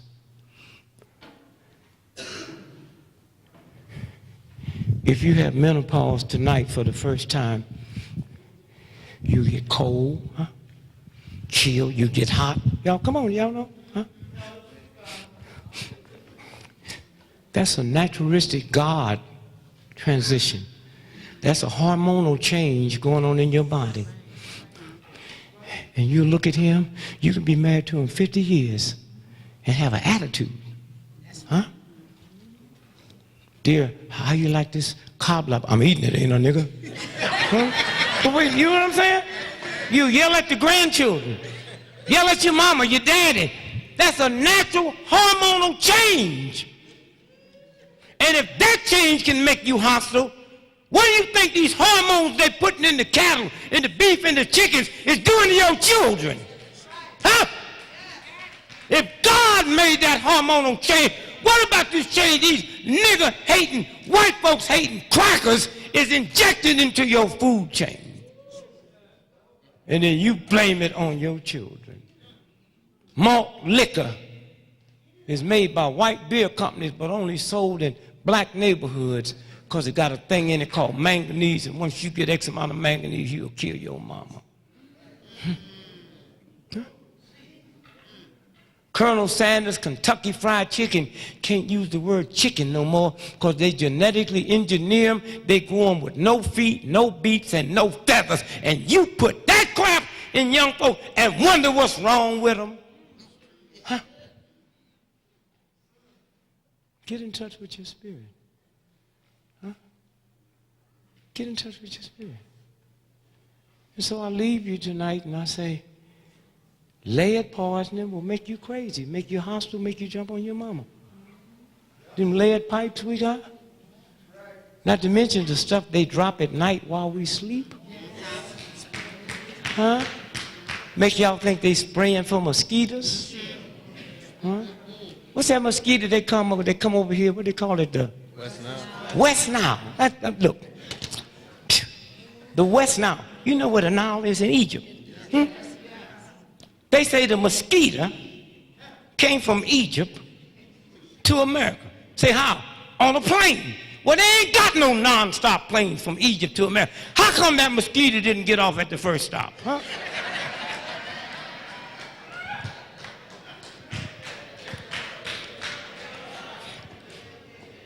The number one cause of death in America is sleep deprivation. The number two cause of death in America is dehydration. And the number three cause of death in America is lack of physical fitness. All of it is free. All of it's gifts from God, but you don't have time. When God said all you got to do is like that water, hit and start working your way back home. So what is it you got other than that you can't find time?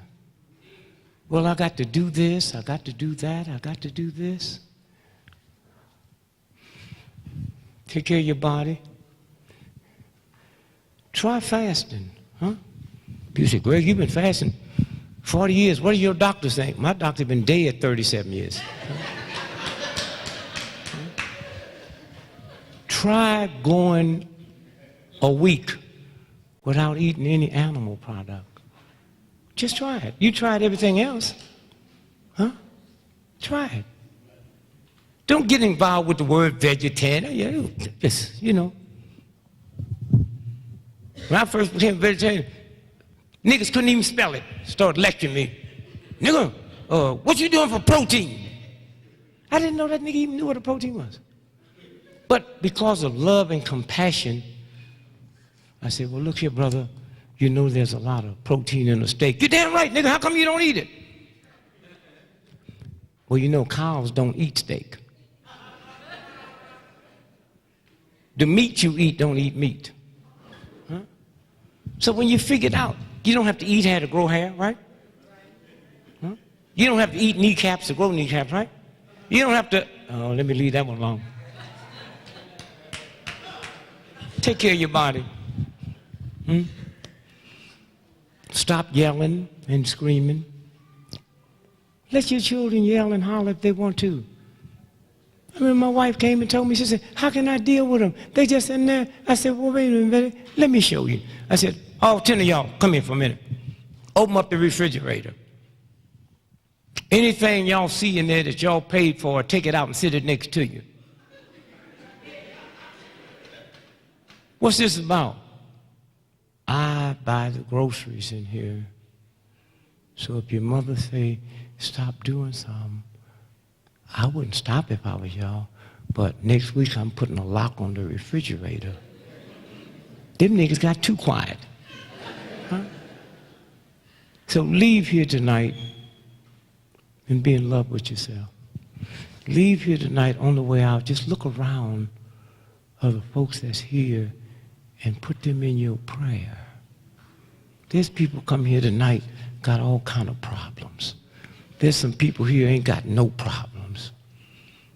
And you can be part of this family of just praying. You don't need to know their business. You just say that universal force help them. Those of y'all that don't know where the rent coming from or the school money coming from, the boss.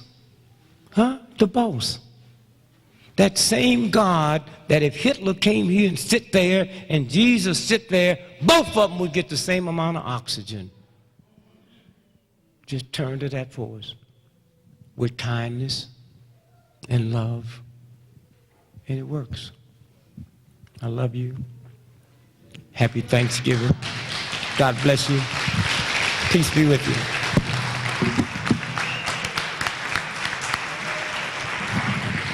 Give it up for Brother D.Gregory. Give it up. If you can hold for just 1 second so we can close out correctly. How many people here are interested in the DVD for this event here tonight? All right.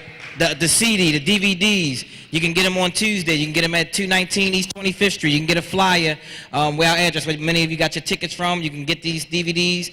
You can get them online probably by the end of next week. All right? Let's close out correctly, y'all. If you can hold your place, we're going to hold our black power fist in the air. We're going to close out with the Harambe's. Swahili means let's pull together. Let's all pull together as black people. We need to do that, right? All right? So we're going to pull down in unity. I mean, let's all pull together, right? Count of three. Count of three. We're going to go 7 times. The 7th time, we're going to hold it as long as we possibly can, all right? 1, 2, 3. Harambe! Harambe! Harambe! Harambe! Harambe! Harambe! Harambe!